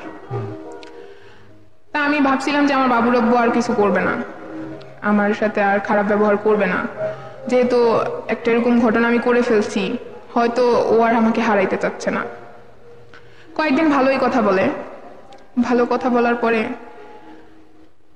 ও আমাকে আস্তে আস্তে মানসিকভাবে টর্চার শুরু করে যে তুই অন্য ছেলের সাথে চলে গেছিলি, তুই ভালো না, এটা সেটা, অন্য কেউ হইলে রাখতো না, মানে যা খারাপ ভাষা আছে ওগুলা ইউজ করতো। তখন আরো আমার বেশি মারধর করতো, কথায় কথায়। যদি অনেক রাত করে বাসায় আসতো, আমি জিজ্ঞেস করতাম কি ব্যাপার, কোথায় গেছিলা, এত রাত হইলো কেন? তোকে জবাবদিহি করতে হবে, তোর মতো তুই খা ঘুমা, সমস্যা কি? তা আমি যে চলে গেছিলাম, ওই বাবুর আব্বু এটা আবার ওর মাকে বলে নাই, ওর মা বাবাকে কাউকে জানায় নাই যে আমি চলে গেছিলাম অন্য ছেলের সাথে। তো ওর মা এসে আমার জিজ্ঞেস করতো আচ্ছা তোমাদের কি হয়েছে, কেন মারধর করে তোমারে? না, আপনার ছেলের জিজ্ঞেস করেন কি হয়েছে। তো ওর মা মোটামুটি ঝগড়া যখন আমি করতাম তখন দরজার কাছে দাঁড়ায় থাকতো, কথায় কথায় এমন উঠতো তুই তো অন্য ছেলের সাথে চলে গেছিলি, আবার আসছিস কেন? আমি বললাম তুমি তো আমার আনছি আমার মেয়ের জন্য আনছি। আমার বলতো আমার মেয়ের জন্য আনছি। তো এরকম করতে করতে আমার শাশুড়ি শুনে ফেলে ব্যাপারটা। আমার শাশুড়ি শোনাতে এখানে আরো সিন ক্রিয়েট হওয়া শুরু করে। আমার শাশুড়ি আমার বারবার খোঁটা দিচ্ছিল, তুমি বলে এটা করছো, এই কেমন মেয়ে, এটা সেটা, হোটেলে থাকছো, মানে যা খারাপ ভাষা আছে। তো আমার মা তো এরপর থেকে আমার মাকে আমি বলছি যে মা আমি এরকম চলে গেছি, কিন্তু ও তো আমার এরকম মারধর করে। কিন্তু আমার মা তারপরেও বিশ্বাস করতো না যে আমার বাবুর আব্বু আমাকে মারধর করে, আমার বাবুর আব্বু এরকম বাসায় মেয়ে নিয়ে আসে। তো এরপরে একদিন রাত্রেবেলা আমি শুয়ে আছি, হঠাৎ করে দরজা টোকাচ্ছে, দরজা খুলছি, আমার একটা রুমে পার্টিশন করা ছিল পর্দা দিয়ে, 2টা রুম বানানো ছিল, মাঝখানে শুধু পর্দা ছিল। তো পাশের দরজা দিয়ে ও ঢুকলো, সাথে একটা মেয়ে ঢুকছে। আচ্ছা, তা আমি প্রশ্ন করলাম কেউ, আমি ভাবছি হয়তো কোনো আত্মীয়, কেউ কয় যাই হোক, আমার বলতেছে কেউ ওটা তোমার দেখার বিষয় না, তুমি ওই রুমে যা মেয়েকে নিয়ে শুয়ে থাকো। আচ্ছা, তা আমি মেয়েকে নিয়ে শুয়ে থাকবো, তুমি কাকে নিয়ে আসছো? আমার কিছু বলতেছে না, আমার ধাক্কা দিয়ে ওই ঘরে পাঠাই দিছে। পাঠাই দিয়ে আমার বলতেছে কোনো শব্দ করবি না, তুই এখানে মেয়েকে নিয়ে শুয়ে থাক। আচ্ছা, আমি এমন একটা নারী যে আমি এই পাশে আমার মেয়েকে নিয়ে শুয়ে আছি, আমার স্বামী পাশের পর্দার ওই পাশে অন্য একটা মেয়ের সাথে রাত কাটাইছে। ওকে, তারপর আমি এটাও সহ্য করছি, তারপরেও কিছু বলি নাই। পরের দিন যখন আমি ওর মার কাছে বলছি যে আম্মা আপনার ছেলে এরকম করতেছে, তো তুমি চলে যাও, ভালো লাগতেছে না, তুমি চলে যাও, আমার ছেলে এরকম করবে। তার মধ্যে আমার একটা অসুখ ধরা পড়ে, ব্লাডের সমস্যা হয়ে যায়। ব্লাডের সমস্যা হওয়ার পরে মানে আমার শরীর থেকে অনেক ব্লিডিং হইতো, মুখ দিয়ে নাক দিয়ে অনেক ব্লিডিং হইতো। তো এমন একটা অসুস্থতার কারণে আমার বাবুর আব্বু আমার কাছ থেকে আরো দূরে চলে যায়। জাস্ট আমি ওটা ওইভাবে বলতে চাচ্ছি না, আরো দূরে চলে যায়। তা আমার শাশুড়ি আমার এসে বলে যে তুমি আর এখানে থাকে কি করবা, আমার ছেলে তো তোমার কাছ থেকে দূরে চলে যাচ্ছে, তুমি চলে যাও, আমার ছেলের লাইফ নষ্ট করো না, এসব বলতো। তা আমি বলতাম যে মা কেন, আমি কি সুস্থ হব না? তখন আমি আমার বাবুর আব্বুকে বলি, বাবুর আব্বু তুমি যাই করো, আমার সামনে করো, আমার পেছনে করো, যাই করো, তুমি কি আমাকে দূরে সরাই দিতে চাও বা আমাকে রাখতে চাও না? ওরা আমার বলতো আমি তোমার অনেক ভালোবাসি, আমি তোমাকে রাখতে চাইবো না কেন, তা তুমি যে এগুলো করো। তখন আর কোনো কথা নাই ওর কাছে, আচ্ছা তখন আর ওর কোনো জবাব নাই, তুমি কেন এগুলো করো এটার কোনো জবাব নেই। তখন আমার মেয়ের বয়স 2 বছর হয় নাই, হবে। তো একদিন রাত্রে 2টার দিকে আসছে, বাসায় আসছে পরে আমি মানে একটা ফিল্মের কাহিনীর মতো আমি ওর শার্টে একটা লিপস্টিকের ছাপ দেখলাম। কোথায় গেছিলাম মানে ও আবার ড্রিঙ্কিং করতো না। কোথায় গেছিলাম মানে তোর সব কিছু বলতে হবে, আমি তো আমারে বলবো না, আমি তোমার ওয়াইফ। তাই কোথায় এরকম তর্কাতর্কিতে ও আমাকে মারে, মানে এমন ভাবে মারে যে আমার মাথা ফেটে গেছিল, আমার নাক টাক দিয়ে রক্ত বেরোতেছিল। তখন আমি আর সহ্য না করতে পারে জোরে চিৎকার দিছিলাম। আচ্ছা জোরে চিৎকার দিছি পরে আমার শাশুড়ি দৌড়ে চলে আসছে। আসার পরে বলতেছি কি হয়েছে, দরজা খুলছে। পরে আমি বলতেছি মা আপনার ছেলে আমারে মেরে ফেললো। পরে বলতেছি চিৎকার দিছো গেলে গা যে আমার ছেলে তোমার মেরে ফেললো, আমার স্বামী যদি আমার মেরে ফেলে আমি তো একটা শব্দও করবো না। আচ্ছা তখন এখানে সাপোর্ট পাই নাই। পরের দিন আমি জানতাম না, আমার তো ফোন ছিল না, তাই আমার মা আমার সাথে যোগাযোগ করতে পারতো না। পরের দিন আমার মা আসছে, মা আসার পরে আমার মারে আমি দুপুরে খাবার দিছি। তখন আমার গায়ে ব্যান্ডিস, মাথায় কপালে নাকের দিকে ব্যান্ডিস। তখন আমার মেয়ে আমার মাকে কুলে উঠে বলতেছে, মানে আদো আদো ভাষায় বলতেছে যে বাবাই মাকে মারছে, মা কাঁদছে। আমার মা আমাকে জিজ্ঞেস করে নাই, ওই আমি একটা ভুল করছি চলে গেছিলাম, এজন্য আমার মা আমাকে জিজ্ঞেস করে নাই। তখন আমি রাগ করে বলছিলাম তুমি তো মা না, আমার নামে কলঙ্ক, আমার মেয়ে তোমার বলতেছে আমার মারছে, তারপরেও তুমি আমার বাবুর আব্বুকে বিশ্বাস করতেছো, আমার কথা বিশ্বাস করতেছো না। তখন আমার মা বলছে কখনোই না, ও এরকম করতেই পারে না। আমার বাবুর আব্বুকে অন্ধের মতো বিশ্বাস করতো। তা আমি বলছি আচ্ছা ঠিক আছে, ও যেহেতু এরকম করতে পারে না, তুমি আর আমাকে দেখতে এসো না, চলে যাও। তা আমার মা খাওয়া দাওয়া রাখে ওখান থেকে চলে আসছে। চলে আসার পরে আমার মেয়েকে নিয়ে আমি কান্না করতেছিলাম। আমার চাচি শাশুড়ির যে মোবাইল, ওইটা দিয়ে মাঝে মাঝে আমি ওই ছেলের সাথে কথা বলছিলাম, মানে আগে চলে যাওয়ার আগে। তো ওই ফোনে আমার ওই ছেলেটা আবার ফোন দিছিল, ফোন দিয়ে আমাকে খুঁজতেছে। পরে আমার চাচি শাশুড়ি আমার কাছে ফোনটা নিয়ে আসছে। ফোনটা নিয়ে আসার পর আমি বললাম কে? পরে বলতেছে যে আমি। নাম বলবো না? তো বলছে যে আমি। আচ্ছা বলেন, নামটাও বলেন, যেহেতু আপনি সবার নামই বলেছেন, তার নাম আর বাদ রেখে লাভ কি, বলেন। সাইম ওর নাম ছিল। আচ্ছা তো বলতেছে যে আমি সাইম। তুমি আমাকে ফোন দিলা মানে তুমি আমাকে অনেক ঠকাইছো, তুমি আমার ফোন দিবা না। বিশ্বাস করো তখন আমার কোনো উপায় ছিল না, আমি তোমাকে ঠকাইতে চাই নাই, তুমি আমাকে ভুল বোঝো না প্লিজ। আমি বললাম তুমি আমার ফোন দিও না, আমার চাচির নাম্বারে আর ফোন দিও না, আমি আবার আমার বাবুর আব্বুর কাছে চলে এসেছি, আর ফোন দিও না।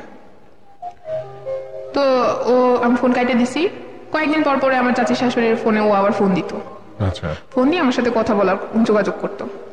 কারণ আমার চাচি শাশুড়ি আমার বলতেছিল কি লেগে তুই এখানে থাইকে থাইকে মাইর খেতেছস, চলে যা।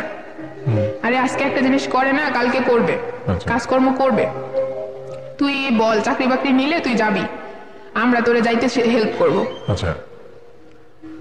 তো আমার চাচি শাশুড়ি ওইখানে আমাকে হেল্প করতেছিল।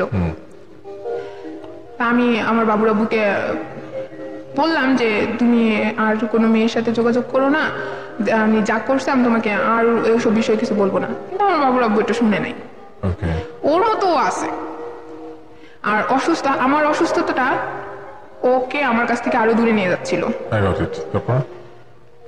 তারপর আমি ওই ছেলের সাথে যোগাযোগ করতাম। আমি আমার চাচিকে জিজ্ঞেস করছি, চাচি শাশুড়িকে, আচ্ছা চাচি আমি যদি আমার বাবুকে নিয়ে চলে যাই তাহলে কি আমার বাবুকে ওরা নিয়ে যাবে, মানে আমার বাবুর আব্বু নিয়ে আসবে? কখনোই না, আমার চাচি শাশুড়ি কখনোই না, তোমার বাবুকে নিয়ে যাইতে পারবে না, 7 বছর পর্যন্ত তোমার বাবু তোমার কাছে থাকবে, এই ব্যবস্থা আমি তোমাকে করে দিব। তো উনি আমাকে সাহস দিচ্ছে, সাপোর্টও করছে। তা আমি ফোন দিছি ওই ছেলের সাথে, ফোন দিয়ে বলতেছি তুমি যদি চাকরি টাকরি নিতে পারো আর প্রুফ দেখাইতে পারো যে তুমি চাকরি করতেছো, তাহলে আমি তোমার সাথে যাবো। পরে বলতেছে আচ্ছা ঠিক আছে, তুমি আমার সময় দাও, আমি চাকরি নেব। তো 1 সপ্তাহের মধ্যে ও চাকরি নিল। চাকরি নিয়ে আমাকে কাগজপত্র ছবি টবি পাঠাইছে, ওই ম্যানেজারের সাথে কথা বলাইছে যে ও চাকরি নিছে। তখন আমি এটা শিওর হইলাম। শিওর হওয়ার পরে আমি বাসায় ছিলাম, আমার বাবুর জন্মদিন আসতেছে, 2 বছর হবে।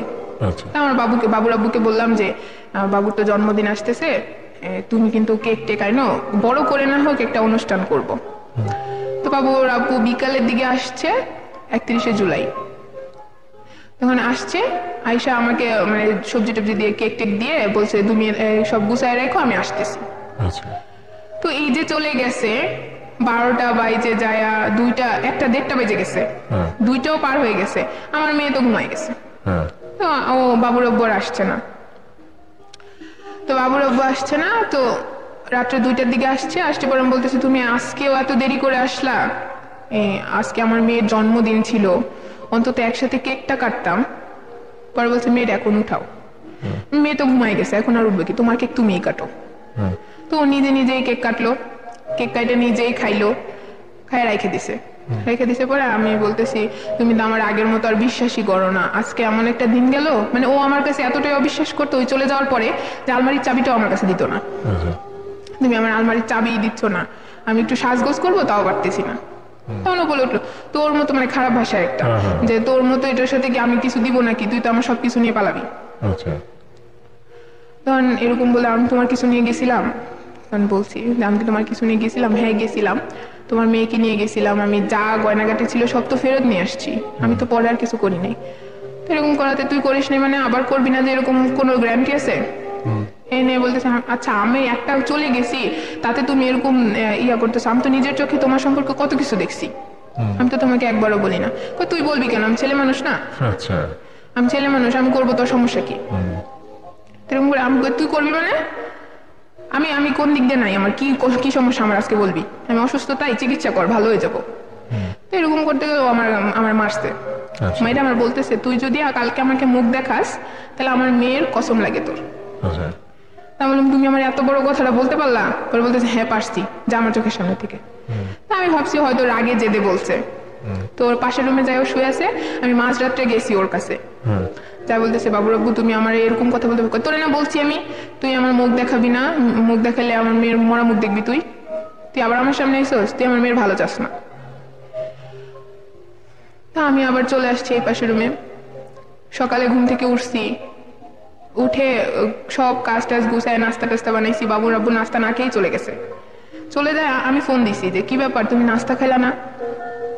তো বলতেছে নাস্তা খাইলাম না, তোর মুখই আমি আর দেখবো না, নাস্তাই খাবো না, বাসায় যেন আইসা তোর আর না দেখি। তো তখন আমি তো আমার মাকে ফোন দিছি, মা দেখছো ও আমার এরকম করতেছে। করতেছি কি মানে একটা ওইভাবে গ্রাম্য ভাষায় বলছিল যে মাটি কামড়ে ওইখানে বসে থাক। আমি বলতে সেটা কোন ধরনের কথা, তুমি তো অন্তত আমাকে সাপোর্ট করো যে তুই চলে আয় দেখি কি হয়েছে, তুমি না বলছো যে নেক্সট টাইম কিছু হইলে তোমরা দেখবা। আমার মা ওইখানে সাপোর্ট করে নাই, আমার ভাইকে ফোন দিছি, তোর বিয়েকে আমি দিছিলাম, মানে আমার ভাইয়েরা আমার বিয়েতে আসে নাই, রাজি ছিল না। তো তোর বিয়েকে আমি দিছিলাম, না আপনারা দেন নাই, কিন্তু আপনারা আমার ভাই না, তো তোর বিয়ে তোর মা দিছে, তোর মা রেখে বুঝতে পাই নাই আমি ওইখানেও জায়গা। আমার চাচি শাশুড়ির কাছে গেছি, চাচি শাশুড়ির কাছে যাওয়ার পর আমার চাচি শাশুড়ি বলতেছে আরে অত কিছু চিন্তা করার দরকার নেই, তুই চলে যা। সাইম আজকেও ফোন দিছিল, তুই চলে যা, একটা লটারি পাবলিক মানে বিয়ে হয়, মানে ওই ছেলের সাথে বিয়ে হয়। তখন আমি যাই দেখি যে ওই ছেলে চাকরি করে। তো প্রথম তো ওই ছেলে চাকরি করে বিয়ে করছে, ওর বাসায় আসি আমি। তো ওইখানে আমার দামটা ছিল ততদিন যতদিন আমার গায়ে গয়নাগুলা ছিল। এই গয়নাগুলো তো আপনার স্বামীর দেয়া? হ্যাঁ, মানে হ্যাঁ গলায় একটা সামান্য কিছু বাসায় যেগুলো পড়তাম আর কি। আমার বাবুর আব্বু আমাকে বিলাসিতা খুব দিয়েছে। তারপরে তো শুনলাম না আপনি চলে গেলেন, তারপর আপনার বাচ্চাকে নিয়ে চলে গেছেন? হ্যাঁ, বাচ্চাকে নিয়ে চলে গেছিলাম। এরপর আপনার হাজবেন্ডকে ফোন দেয় নাই? না, আমাকে আর ফোন দেয় নাই। ফোন দিবে কোথায়, আমার তখন তো ফোন ছিল না। আমার চাচি শাশুড়ি ফোন দিয়ে যোগাযোগ করে আমি গেছিলাম। আমার চাচি শাশুড়ি আমাকে হেল্প করছে। ইভেন আমি বলছিলাম যে এখানে মিস করছি, আমার বাবু আমি বলছিলাম যে আমার বাবুকে নিয়ে যাবে নাকি, তো বলছে আমার চাচা শাশুড়ি বলছে তুমি আমাকে 20,000 টাকা দাও, আমি তোমাকে এমন একটা কাগজ এনে দিব, ওই কাগজ যদি তোমার কাছে থাকে তাহলে তোমার বাবুর আব্বু তোমাকে বাবুকেও নিতে পারবে না, তোমাকেও কোনো ক্ষতি করতে পারবে না। তা আমি ওনার কথা বিশ্বাস করে ওনাকে 20,000 টাকা দিয়েছিলাম। ওই ছেলে পাঠিয়েছিল, বিকাশ করছিল আমাকে। তো ওই ছেলে পাঠানোর পরে ওই করছি, ওই কাগজটা নিছি, কাগজে বলছে তুমি এখানে একটা সাইন করো, তাহলে তোমার বাবুর আব্বুর সাথে তোমার ডিভোর্স হয়ে যাবে। ওইখানে লেখা ছিল যে বাবুকে আমি দিব না, 7 বছর পর্যন্ত আমার কাছে থাকবে, তারপর আমি স্বইচ্ছে দিয়ে দিব। কিন্তু আমি ওখানে আর সাইন করি নাই, মানে আমার বিবেকে বাধছিল কিভাবে সাইন করব, এত বছর সংসার করলাম। তো চলে গেছিলাম, ওইখানে কাগজটা আমার ব্যাগে ছিল, আমি সাইন করি নাই। তো ওইখানে যাওয়ার পরে ওই লটারি পাবলিকের মাধ্যমে আমার একটা বিয়ে হয় বাবুর ওই ছেলের সাথে। ওই ছেলের বাসায় আমার ততদিনই দাম ছিল যতদিন আমার গায়ে গয়না ছিল। আচ্ছা আস্তে আস্তে গয়নাও শেষ হয়ে আসছে, আমার দামটাও কমে আসছে। আচ্ছা, কতদিন ছিলেন ওখানে? 3 মাস 19 দিন। আচ্ছা, কি কি হলো এর মধ্যে একটু শুনি। এর মধ্যে ওর মা আমার সাথে খারাপ বিহেভ করা শুরু করলো। আমার বাবু মাসে দুধ খাইতো 4 প্যাকেট, ওইখানে আমার বাবুকে হিসাব করে 2 প্যাকেট আনাই দেওয়া হয়। আমার বাবুকে ঠিক মতো ডিম খাইতে দেয় না, ভাত খাইতে দেয় না। মানে আমার বাবু যেগুলা খাইতে পারবে ওগুলোও খাইতে পারে না ওইখানে। আমার চেয়ে বেশি আমার বাবু ওইখানে কষ্ট পাচ্ছিল। ওই ছেলে মাঝে মাঝে রাগ হয়, আমি যে কাজ করতে মানা করবো সেটাও করে। ইভেন মাঝে মাঝে যদি বলি যে ই করো না, সিগারেট টিগারেট তুমি খাইবা না, এগুলা বললে ও আমার একদিন মারেও, অনেক মারে। মারার পর আমি বলছি যে তোর কাছে আমি থাকবো না। আমার শাশুড়িও বলছে, মানে ওই পরের যে ছেলের মা বলছে তুই চলে যা, তুই এই ভালো না, এটা সেটা, ভালো হইলে কি ওই স্বামী ছাইরা এখানে চলে আসিস? এই কথাটা যখন বলছে তখন কি আপনার নিজের মনে হয় না যে কথাটা কি মিথ্যে বলছে, যে আমি আসলে যে চলে আসলাম? হ্যাঁ, আমি তখন ভাবছি যে আসলেই তো আমি যদি ভালো হইতাম তাহলে তো এই কাজটা করতাম না। কেন করছি আমি? আসলেই আমি খুব খারাপ। তখন এটা মনে হয়েছিল যে আমি কেন এটা করলাম। তো 3 মাস 19 দিনের মাথায়, 19 দিন না, 3 মাস হয় নাই, তখন আমি হঠাৎ করে আমার শাশুড়ির ফোন পাই। ওইখানে যাওয়ার পর আমার কোনো ওই ছেলে ফোন ইউজ করতে দিত না যে আমি বাবুর আব্বুর সাথে যোগাযোগ করবো। যেহেতু আমার সাথে এরকম টর্চার হচ্ছে আমি নিশ্চয়ই চলে আসতে পারি। তো আমি আমার শাশুড়ির ফোন একবার পাই, খালি ঘরে পাই, আমি আমার বাবুর আব্বুকে ফোন দিই। ফোন দিয়ে অনেক কান্নাকাটি করি যে তোমার দেখো, তুমি আজকে আমাকে অবহেলা করছো বিধায় আমি এখানে চলে আসছি। তো ও খুব কান্নাকাটি করতেছে যে আমার মেয়ের জন্য আমার ভালো লাগে না, আমি তোমাদের স্মৃতি এখনো রাইখা দিছি। পরে আমি বললাম তোমার কাছে কি আমার এখনো জায়গা আছে? এত কিছুর পরেও কি তুমি আমাকে জায়গা দিবা? তখন ও বলছে হ্যাঁ আমি তোমাকে জায়গা দিব, তুমি তো আমার বাচ্চার মা। তা আমি আবার ওকে বিশ্বাস করি। একবারও আমার মাথায় আসে নাই যে আমি ওইখানে গেলে আমার বাবুটাকে ও রেখে দিবে। তখন আমি ওইখানে ওই ছেলের বাসায় থাকি। ওই ছেলের বাসায় থাকি, কেন ফোন তো পাচ্ছি না, কিভাবে যোগাযোগ করব? আর আমার কাছে তেমন টাকাও নাই যে আমি ভাড়া দিয়ে আসবো। তো আমি আমার শাশুড়িকে বলি, মানে ওই ছেলের মাকে ক্লিয়ারলি বলি যে মা আপনাদের তো আমাকে রাখতে সমস্যা হচ্ছে, তা আমি চলে যাব, আপনাদের মুক্তি করে দিব। ওই ছেলের মাও রাজি হয়ে গেছে, হ্যাঁ চলে যাও তুমি, আমি তোমাকে হেল্প করব। তা আমি ওই ছেলের মার ফোন দিয়ে আমার বাবুর আব্বুর সাথে যোগাযোগ করে চলে আসি আমার বাবুর আব্বুর কথায় চলে আসি। চলে আসার পরে বাবুর আব্বু আমাকে বলছে যে কোনো মানে আমাকে আর কোনো কষ্ট দিবে না, ও আমাকে আবার অ্যাকসেপ্ট করবে, এই আশায় আবার চলে আসছি। চলে আসার পরে আমি আমার বাবুর আব্বু মহাখালী থেকে আমাকে রিসিভ করার পরে আমি বলছি যে তুমি আমাকে মাফ করে দাও, আমার ভুল হয়ে গেছে। আসলে আমার উচিত ছিল যে আমি একটা মেয়ে মানুষ, আমি একজন মা, আমার উচিত ছিল সবকিছু সহ্য করে থাকা। তো বলতেছে ঠিক আছে, আমি কোনো মাইন্ড করি না, আমি আমার মেয়ের জন্য সব মেনে নিব। তো আমাকে বাসায় নিয়ে আসছে। বাসায় নিয়ে আসার পরে ওর মা বলতেছে, স্বাভাবিক, এটা যে কোনো মা বলবে যে এই মেয়েকে আর বাসায় উঠতে দিব না। তখন আমার মার সাথেও আমার কোনো যোগাযোগ নেই। তাই বলতে কি, মানে আপনার মা কি আপনার সাথে কথা বলছে না? আপনি যোগাযোগ করার ট্রাই করেছিলেন? না, আমি কোনো যোগাযোগ করার ট্রাই করিনি, কারণ তখন তো আমার ফোনই ছিল না। তো বাসায় যখন নিয়ে আসে আমার শাশুড়ি বলতেছিল যে তোমাকে আর বাসায় আনা যাবে না। তো আমি বলতেছি মা দেখেন, আমি বলছি তখন যে আপনাদের যদি এত সমস্যা হয় তাহলে আমি আবার চলে যাবো, আমার মার কাছে আমি চলে যাবো। বাবুর আব্বু নিয়ে আসছে। যেই না আমি রুমের ভিতরে ঢুকছি তখন ওর পুরা মানে যা বলছিল ওর বিহেভই চেঞ্জ হয়ে গেছে। তোকে পুলিশে দিয়ে দিব, তুই আমার মেয়েকে চুরি করে নিয়ে পালাইছিস, এখন আমার মেয়েকে রাইখা তোরে তাড়াই দিব, পুরা নকশা চেঞ্জ। আমি তো অনেক কান্নাকাটি করতেছি যে তুমি যদি আমার মেয়েকে আমার কাছ থেকে নিয়ে যাও মরে যাও। তো ওই দিন কাটার পরে ও বলতেছে, আমি বলতেছি দেখো তুমি আমাকে, আমি যা করছি ভুল করছি। এর মধ্যে 3 মাস 19 দিন আপনি আরেকজনের সাথে সংসার করেছেন? ওকে। তো আমি বলছি আমি ভুল করছি, তুমি আমার মেয়েকে আমার কাছ থেকে দূরে নিও না। ওরা বলতেছে যে আচ্ছা ঠিক আছে, দূরে নিব না, তুমি ভালো করে থাকো। তো 4 দিন ছিলাম আমি ওইখানে। 4 দিন থাকার পরে শুক্রবার দিন ও আমার মাকে আর আমার ভাইকে ফোন দিছে যে ও আমার মনে হয় ও আমাকে ডিভোর্স দিয়ে দিছে, আর ও তো অন্যজনের সংসার করে আসছে, তা আমরা আবার বিয়ে করব, আমার মেয়ের জন্য আমি সব মেনে নিব। তো আমি ওকে আবার বিয়ে করব, এজন্য আপনারা আসেন। আচ্ছা তখন অলরেডি বৃহস্পতিবার রাত্রে আমার মেয়েকে আমার কাছ থেকে নিয়ে যাওয়া হয়েছে। কে নিছে? আমার বাবুর আব্বু আমার কোলে দিচ্ছিল না। আচ্ছা তো আমি যে আমার মাকে বলবো যে মা তুমি আইসো না, আসলে আমাকে দিয়ে দিবে তোমাদের কাছে, সেইটা বলারও সুযোগ পাইনি আমি। আচ্ছা তো শুক্রবার আসলো, ওইখানে আমি যে ওইখানে যে ইয়া করছিলাম যে লটারি পাবলিক, ওইটার পেপারটা আবার আমার ব্যাগে ছিল। আচ্ছা পেপারটা ব্যাগে ছিল, ওইটা আবার ওই ওই আমার বাবুর আব্বু জোর টোর করে আর কি ব্যাগটা খুঁজে নিয়ে নিছিল ওই পেপারটা। ওটা প্রুফ যে আমি অন্য ছেলের সাথে সংসার করছি। তো ওই দিন শুক্রবার সকালে আমারে বলছে যে আমার যে ছোট ননাস ওই বাসায় যাওয়ার জন্য, আমার মা, আমার ভাই আর আমার উকিল বাবা ওরা সবাই আসতেছে। আচ্ছা তো আমাকে ওইখানে নিয়ে যাওয়া হয়েছে। তখন আমার বাবা আমার কুলে ছিল, আমাকে কুলে দেওয়া হয়েছে। আচ্ছা আমার শাশুড়ি বলতেছিল যে তখন আপনার বাচ্চার বয়স কত? 2 বছর। 2 বছর। এটা বলছেন কত 2 সালের বছর কথা? 3 মাস 17। 2017 কথা। আচ্ছা তারপর? কারণ আমার শাশুড়ি বলতেছে আরে তুই চিন্তা করিস না, এই ছোট বাচ্চাকে কে রাখবে, আমরা তোকে তোর মেয়ের কাছে তোর মেয়ে দিয়ে দিব।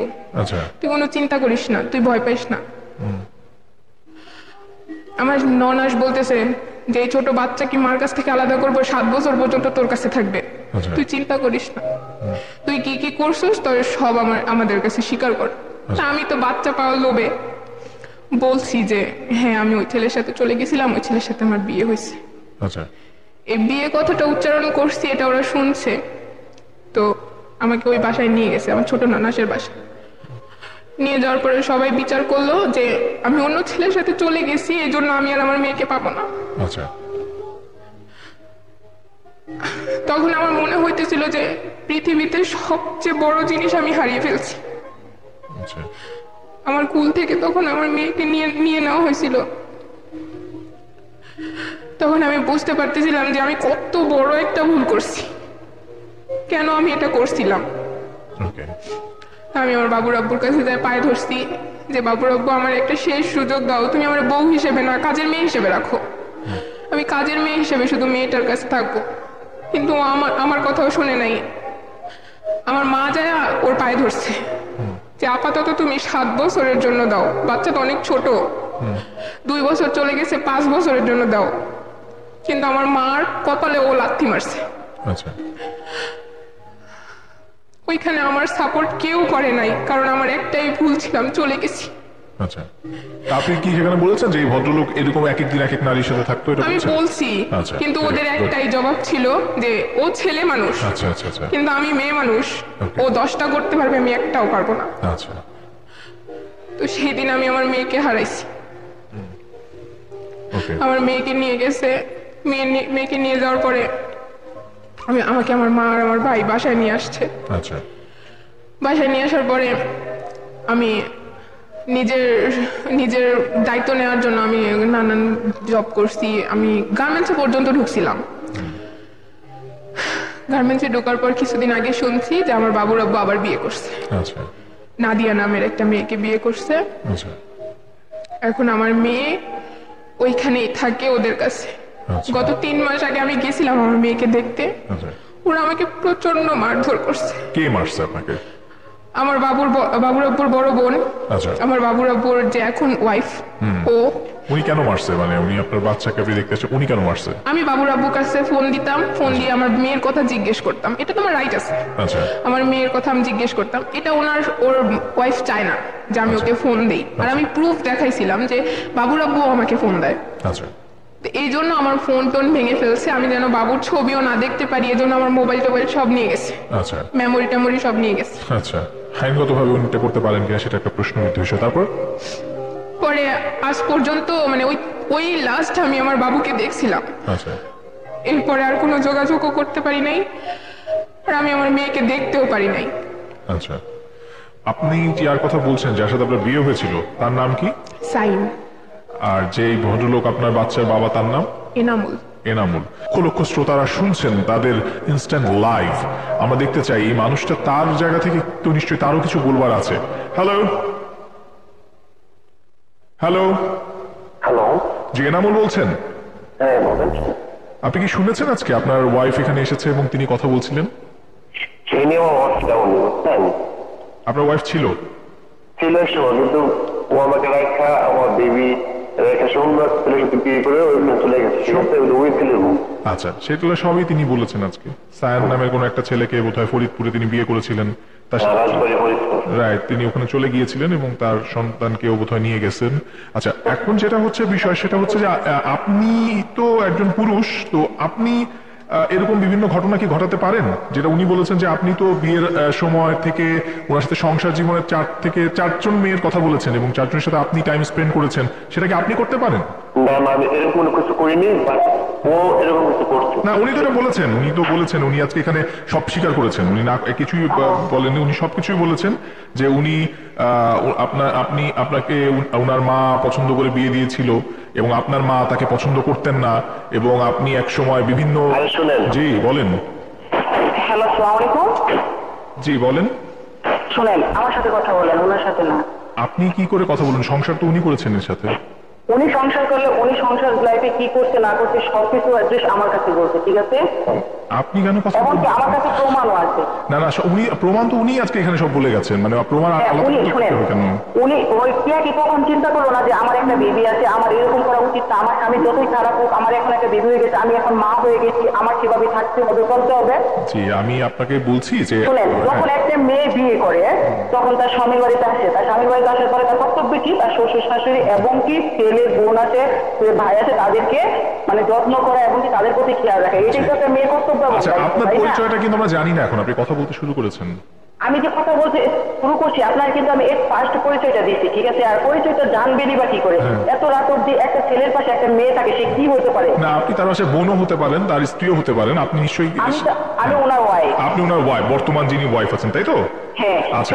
একটা ছেলে হাজারো বিয়ে করতে পারে, একটা ছেলে হাজারো মেয়ের সাথে রিলেশন থাকতে পারে, তাই একটা মেয়ে যে হাজারো ছেলের সাথে রিলেশন থাকতে পারে? আপনি একজন নারী হয়ে এই কথাটা বলছেন, মানে আপনার কাছে মনে হয় একটা পুরুষ হাজারো মেয়ের সাথে থাকতে পারে, এটা স্বাভাবিক? একটা পুরুষে বিয়ের আগে যাই কিছু করুক, ঠিক আছে, এনাফ। কিন্তু বিয়ের পরে সে যদি তার ওয়াইফকে নিয়ে সে ভালোভাবে সংসার করতে চায়, ভালোভাবে থাকতে চায়, সেটা কি তার অপরাধ? নাদিয়া, আমার মনে হয় আপনি আমার কথা বুঝতে পারছেন না। আমি বলেছি আপনি আপনার সম্পূর্ণ কথা বুঝতে পারছেন। এটা কি স্বাভাবিক কথা বলছেন? আপনি একটা পুরুষ হয়ে উনি সব করতে পারবেন? বিয়ে বসলো, ওনার যখন একটা বেবি হলো, উনি ওই বেবিটাকে রাইখা, তার বুকে রাইখা বেবিটাকে কেন অন্য একটা ছেলের কাছে চলে যাবে? সে মাস্টার বাড়ি থেকে কেন সে ফরিদপুর চলে যাবে? এই প্রশ্নের অ্যান্সারটা আপনারা দেন। যে উনি একটু আগে এটাই স্বীকার করেছেন যে উনি ভুল করেছেন এবং উনি এটা অপরাধ করেছেন, উনি কিন্তু লুকায় নাই, উনি কিন্তু সব বলেছেন। ওই ছেলের ঘর থেকে উনি কেন আইসে পড়লো আবার বলেন? কারণ হচ্ছে ওই ছেলের ওখানে গিয়ে উনার যেটা উনি আজকে আমাদের এখানে যেটা স্বীকার করে গেছেন সেটা হচ্ছে যে ওই ছেলেটা অ্যাকচুয়ালি ওই যে উনি যে অর্নামেন্টস গুলো নিয়ে গিয়েছিলেন এখান থেকে আপনার বর্তমান যে স্বামী তাকে যে অর্নামেন্টস গুলো দিয়েছিল এইগুলোকে শুধুমাত্র ব্যবহার করার জন্য ওই ছেলেটা উনাকে আসলে নিয়ে গেছে এবং যখন ওগুলো ব্যবহার শেষ হয়ে গেছে। ওনাকে যে নিয়ে গেল এই জন্য সে তো ভালো করে ওই ছেলের বিষয়ে যাচাই করবে, তারপরে একটা ছেলের কাছে যাবে। জি নাদিয়া, আপনি এটা বুঝতে পারছেন, উনি এটা বুঝতে পারেন নাই। তারপরেও সে ওই ছেলের কাছে চলে গেছে, এনামুলের সমস্ত টাকা পয়সা যা কিছু আছে সবকিছু নিয়ে গেছে, ঠিক আছে? একবার যায় না, সে দুইবার চলে গেছে।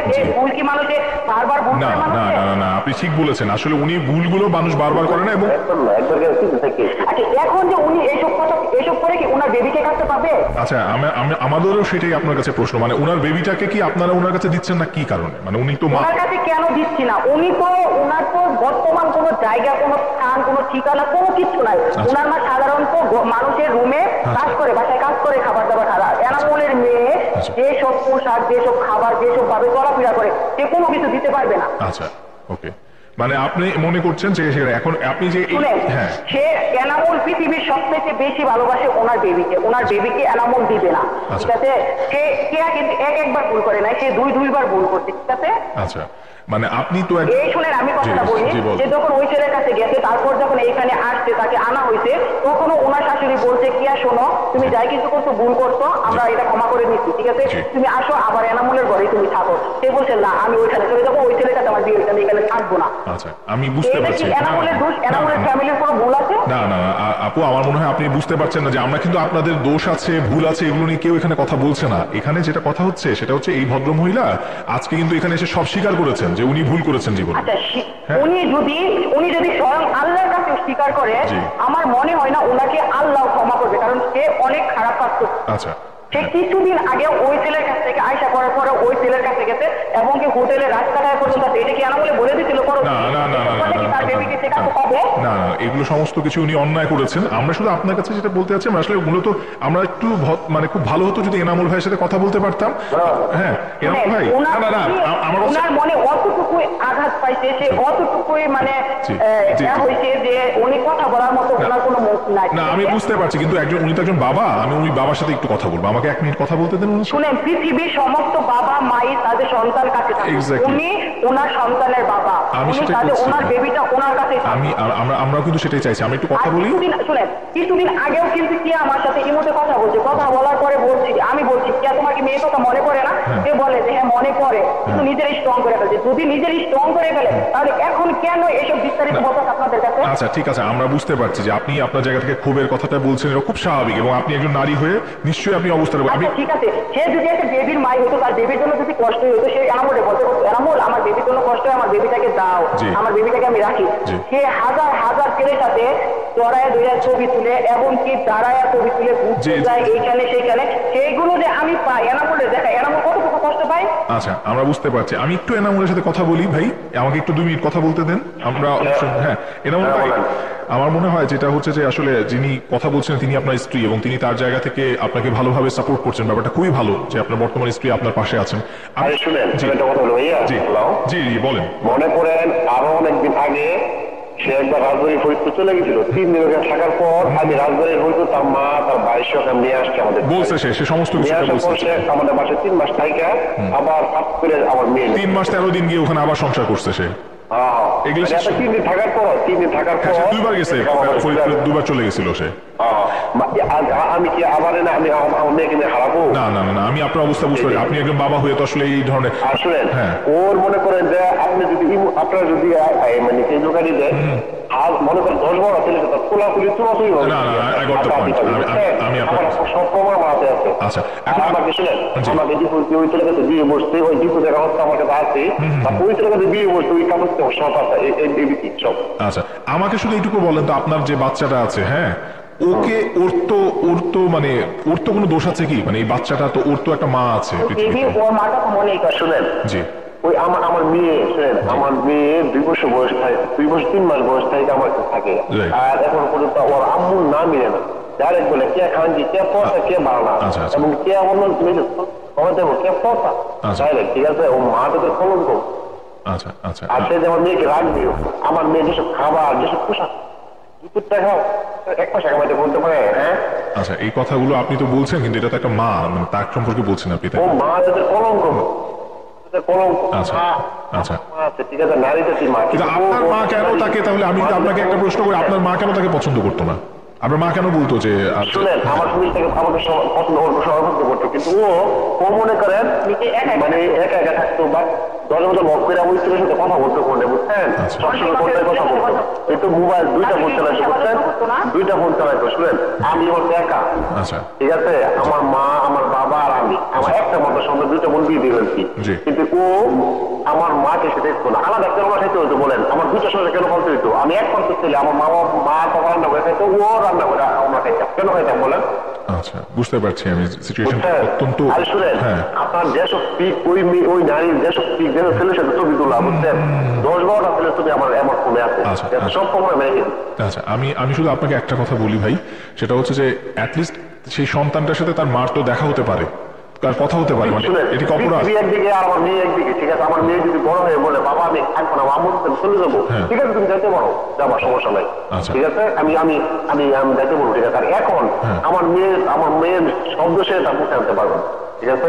আচ্ছা, ঠিক আছে, আমার মনে হয় যে আমরা আপনার সাথে কথা বলে আরো অনেকগুলো বিষয় ক্লিয়ার হলাম, বাট আমি আপনাকে শুধু এতটুকু বলবো যে সন্তানটা যেমন আপনার, সন্তানটা কিন্তু তারও, তাই না? মানে সে আমি যে ওর ছেলেটা, আমার ওই মেয়েটা আমি নিজে মেয়েটা তো ওর, যেটা আমি কেন নিয়ে যাবো? কিন্তু আপনার তো অনেক কথা বলতেছে ভাই, আপনিও তো অনেক কিছু করেছেন জীবনে। আমার মেয়ে হচ্ছে বিরাট টুকা মেয়ে, বুঝছেন, ভালো কথা, আলহামদুলিল্লাহ, খুব আমরাও চাই বড় হোক। আর আমি বিয়ের জন্য পৃথিবী এক করতে পারবো, গোটা পৃথিবী একদিকে আর আমার মেয়ে একদিকে। আমরা কিন্তু এনামুল ভাই সেটাই চাই, আপনি পৃথিবীতে সমস্ত কিছু আপনার মেয়ের জন্য করেন, কিন্তু আপনি যে কাজগুলো করেছেন সেটা কি ভালো করেছেন? আমি কোনো কাজ, এমন কোনো কাজ করিনি, শুনেন, এমন কোনো প্রমাণ আমার নাই। আপনি বলেন তো আমি ওর একটা ফুলের টাস্ক পূর্ণ করছি কিনা জিজ্ঞাসা করেন যে তোমাকে জ্ঞান না উনি বলেছে যে আপনি অন্যান্য মেয়েদের সাথেও আপনার সম্পর্ক ছিল অনেক যেটা এই আপনার আপনার আমি ঠিক আছে এইটাই আমার কোন মেয়েদের সাথে কোন ছবি আছে আর দৌড়াদৌড়ি করে আমার সবার থেকে ঠিক আছে আমি খারাপ আমার ঘরে থেকে ভালো ভালো আমার বেবি ছিল।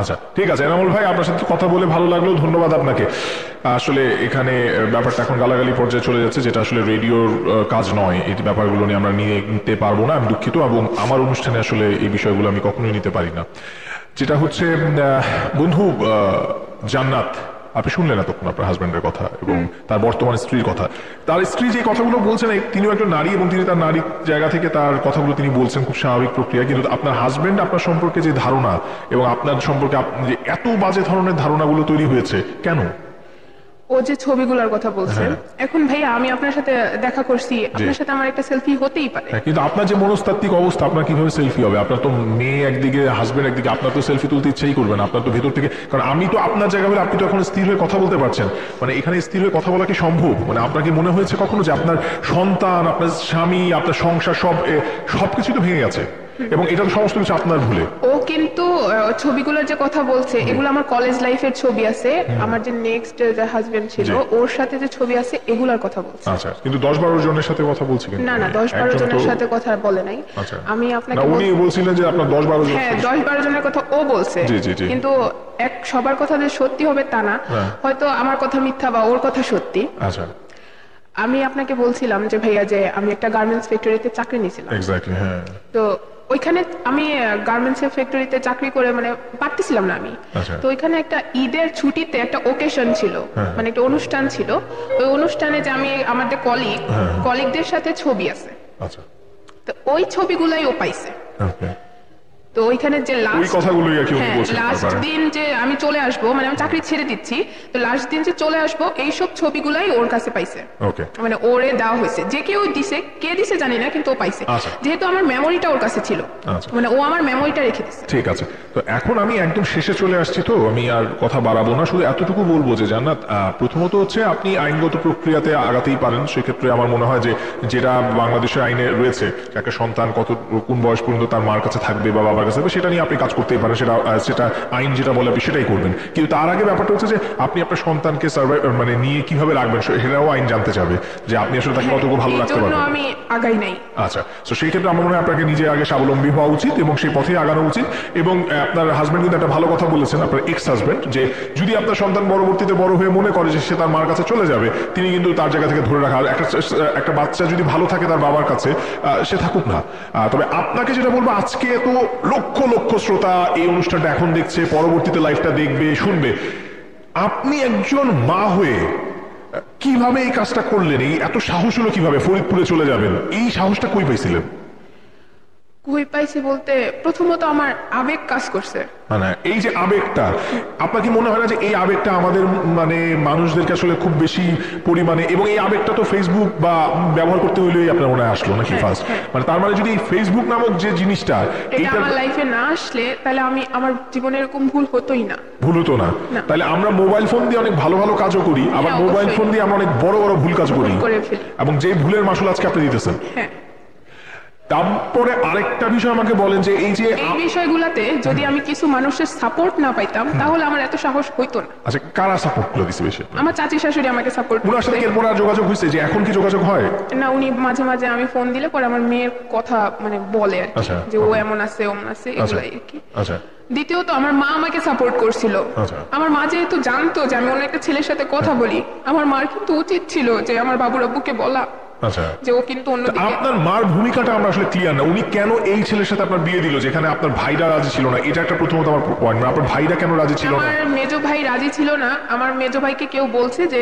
আমার বাবুর আব্বুর আগে এই ওয়াইফ আছে ছিল তো ছিল এটা আমার মাকে যখন বলছে আমার মা বিশ্বাস করে না যদিও বলতে খারাপ শুনতে খারাপ লাগবে তারপরেও বলছি আমার মার ভিতরে লোভটা কাজ করছে আচ্ছা লোকটা কাজ করতে বলছে আমার বাবুর আব্বু অনেক সুন্দর অনেক সুন্দর ওর অনেক টাকা পয়সা আছে ইভেন আমাকে যে নিচে অনেক গয়নাগাটি দিয়ে নিছে একটা মা হিসেবে একটা মা অবশ্যই মানে উনি আপনার ভালোটা চেয়েছিলেন যে আমার সন্তান সুখে থাকুক, কিন্তু আপনার ওই ভাইরা এটা আগেই বুঝতে পেরেছে। হ্যাঁ, আমার ভাই রাজি ছিল না, এজন্য বিয়েতে আসেও নাই, আচ্ছা, যে আমার বোনকে আমি ওখানে বিয়ে দিব না। ওকে।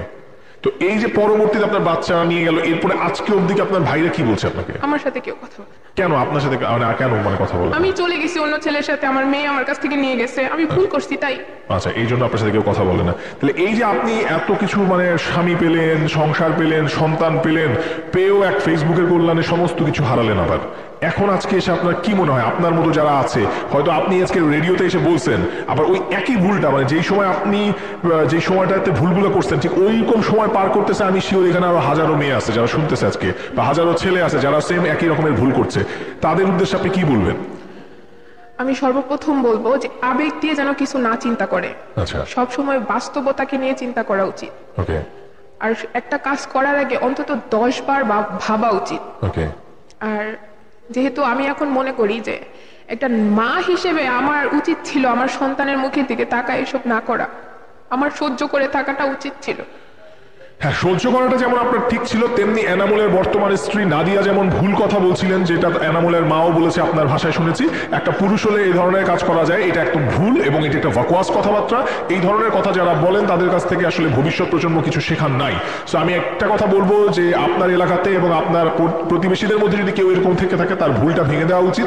পুরুষ হলেই যে এই রকমের কাজ করা যাবে এরকম কোনো কথা কোনো জায়গায় লেখা নাই। সো এটাকে আইনত দণ্ডনীয় অপরাধ। আপনি আপনার স্ত্রীকে মানসিকভাবে যেমন টর্চার করতে পারবেন না, শারীরিকভাবেও অত্যাচার করতে পারবেন না। সো আমার মনে হয় এটাও আমাদের আসলে এখন সময় হয়েছে এই মেসেজগুলোকে ছড়িয়ে দেওয়ার। সরকার যেমন চেষ্টা করছে তার জায়গা থেকে, তেমনি ব্যক্তিগত পর্যায়ে আপনারাও চেষ্টা করতে পারেন, নয়তো এই ধরনের ভুলভ্রান্তি কিন্তু থাকবে, সমাজের সকল স্তরেই থাকবে। এই যে আজকে এনামুলের বর্তমান যিনি ওয়াইফ, তিনি যেমনটা আমাদেরকে লাইভে একদম স্পষ্ট বললেন যে একটা পুরুষ হয়ে তিনি 1000টা মেয়ের সাথে তো শুইতেই পারেন, 1000টা মেয়ের সাথে তার সম্পর্ক হতেই পারে, এটা একটা ভুল এবং এটি একটি জঘন্য রকমের মানে আমি বলবো যে বাজে চিন্তা ভাবনা, এটি হতে পারে না। একটা কথা বলছি, জি, এখানে আমার হাজবেন্ড একটু আগে বলছিল যে আমি মা জাতির কলঙ্ক, এরকম একটা কথা বলছিল। মা কখনো কলঙ্ক হতে পারে না। আর মার দিক থেকে আমি বলবো যে আমি চলে গেছি ঠিক আছে, আমি কিন্তু আমার সন্তানকে ফেলে রেখে যাই নাই, আমি ওকে নিয়েই গেছিলাম। ইভেন ওকে হারানোর পরে ওকে ফিরে পাওয়ার জন্য আমি অনেক কিছু করছি। ওকে, আমরা বুঝতে পারছি, আমরা জানি যে একটা মা বা বাবা, আমি যদি এনামুলের কথা বলি যে তিনিও আসলে পুরুষ হিসেবে যেমনই হোক না কেন, যেমনটা বলছেন, কিন্তু বাবা হিসেবে কিন্তু তিনিও একজন বাবা, যার কারণে উনি তার সন্তানকে আঁকড়ে ধরে রেখেছেন। তো সন্তান, আমার এটুকু বিশ্বাস আছে যে আমার বাবুর আব্বুর কাছে আমার বাবু অনেক ভালো আছে। আলহামদুলিল্লাহ, আমরাও চাই যে বাচ্চাটা ভালো, কারণ ওর কোনো দোষ নাই। আপনারা দুজন পৃথিবীতে যত রকমের ঘটনা অঘটনা ঘটিয়েছেন, এই বাচ্চাটার তো আসলে কোনো দায় নাই।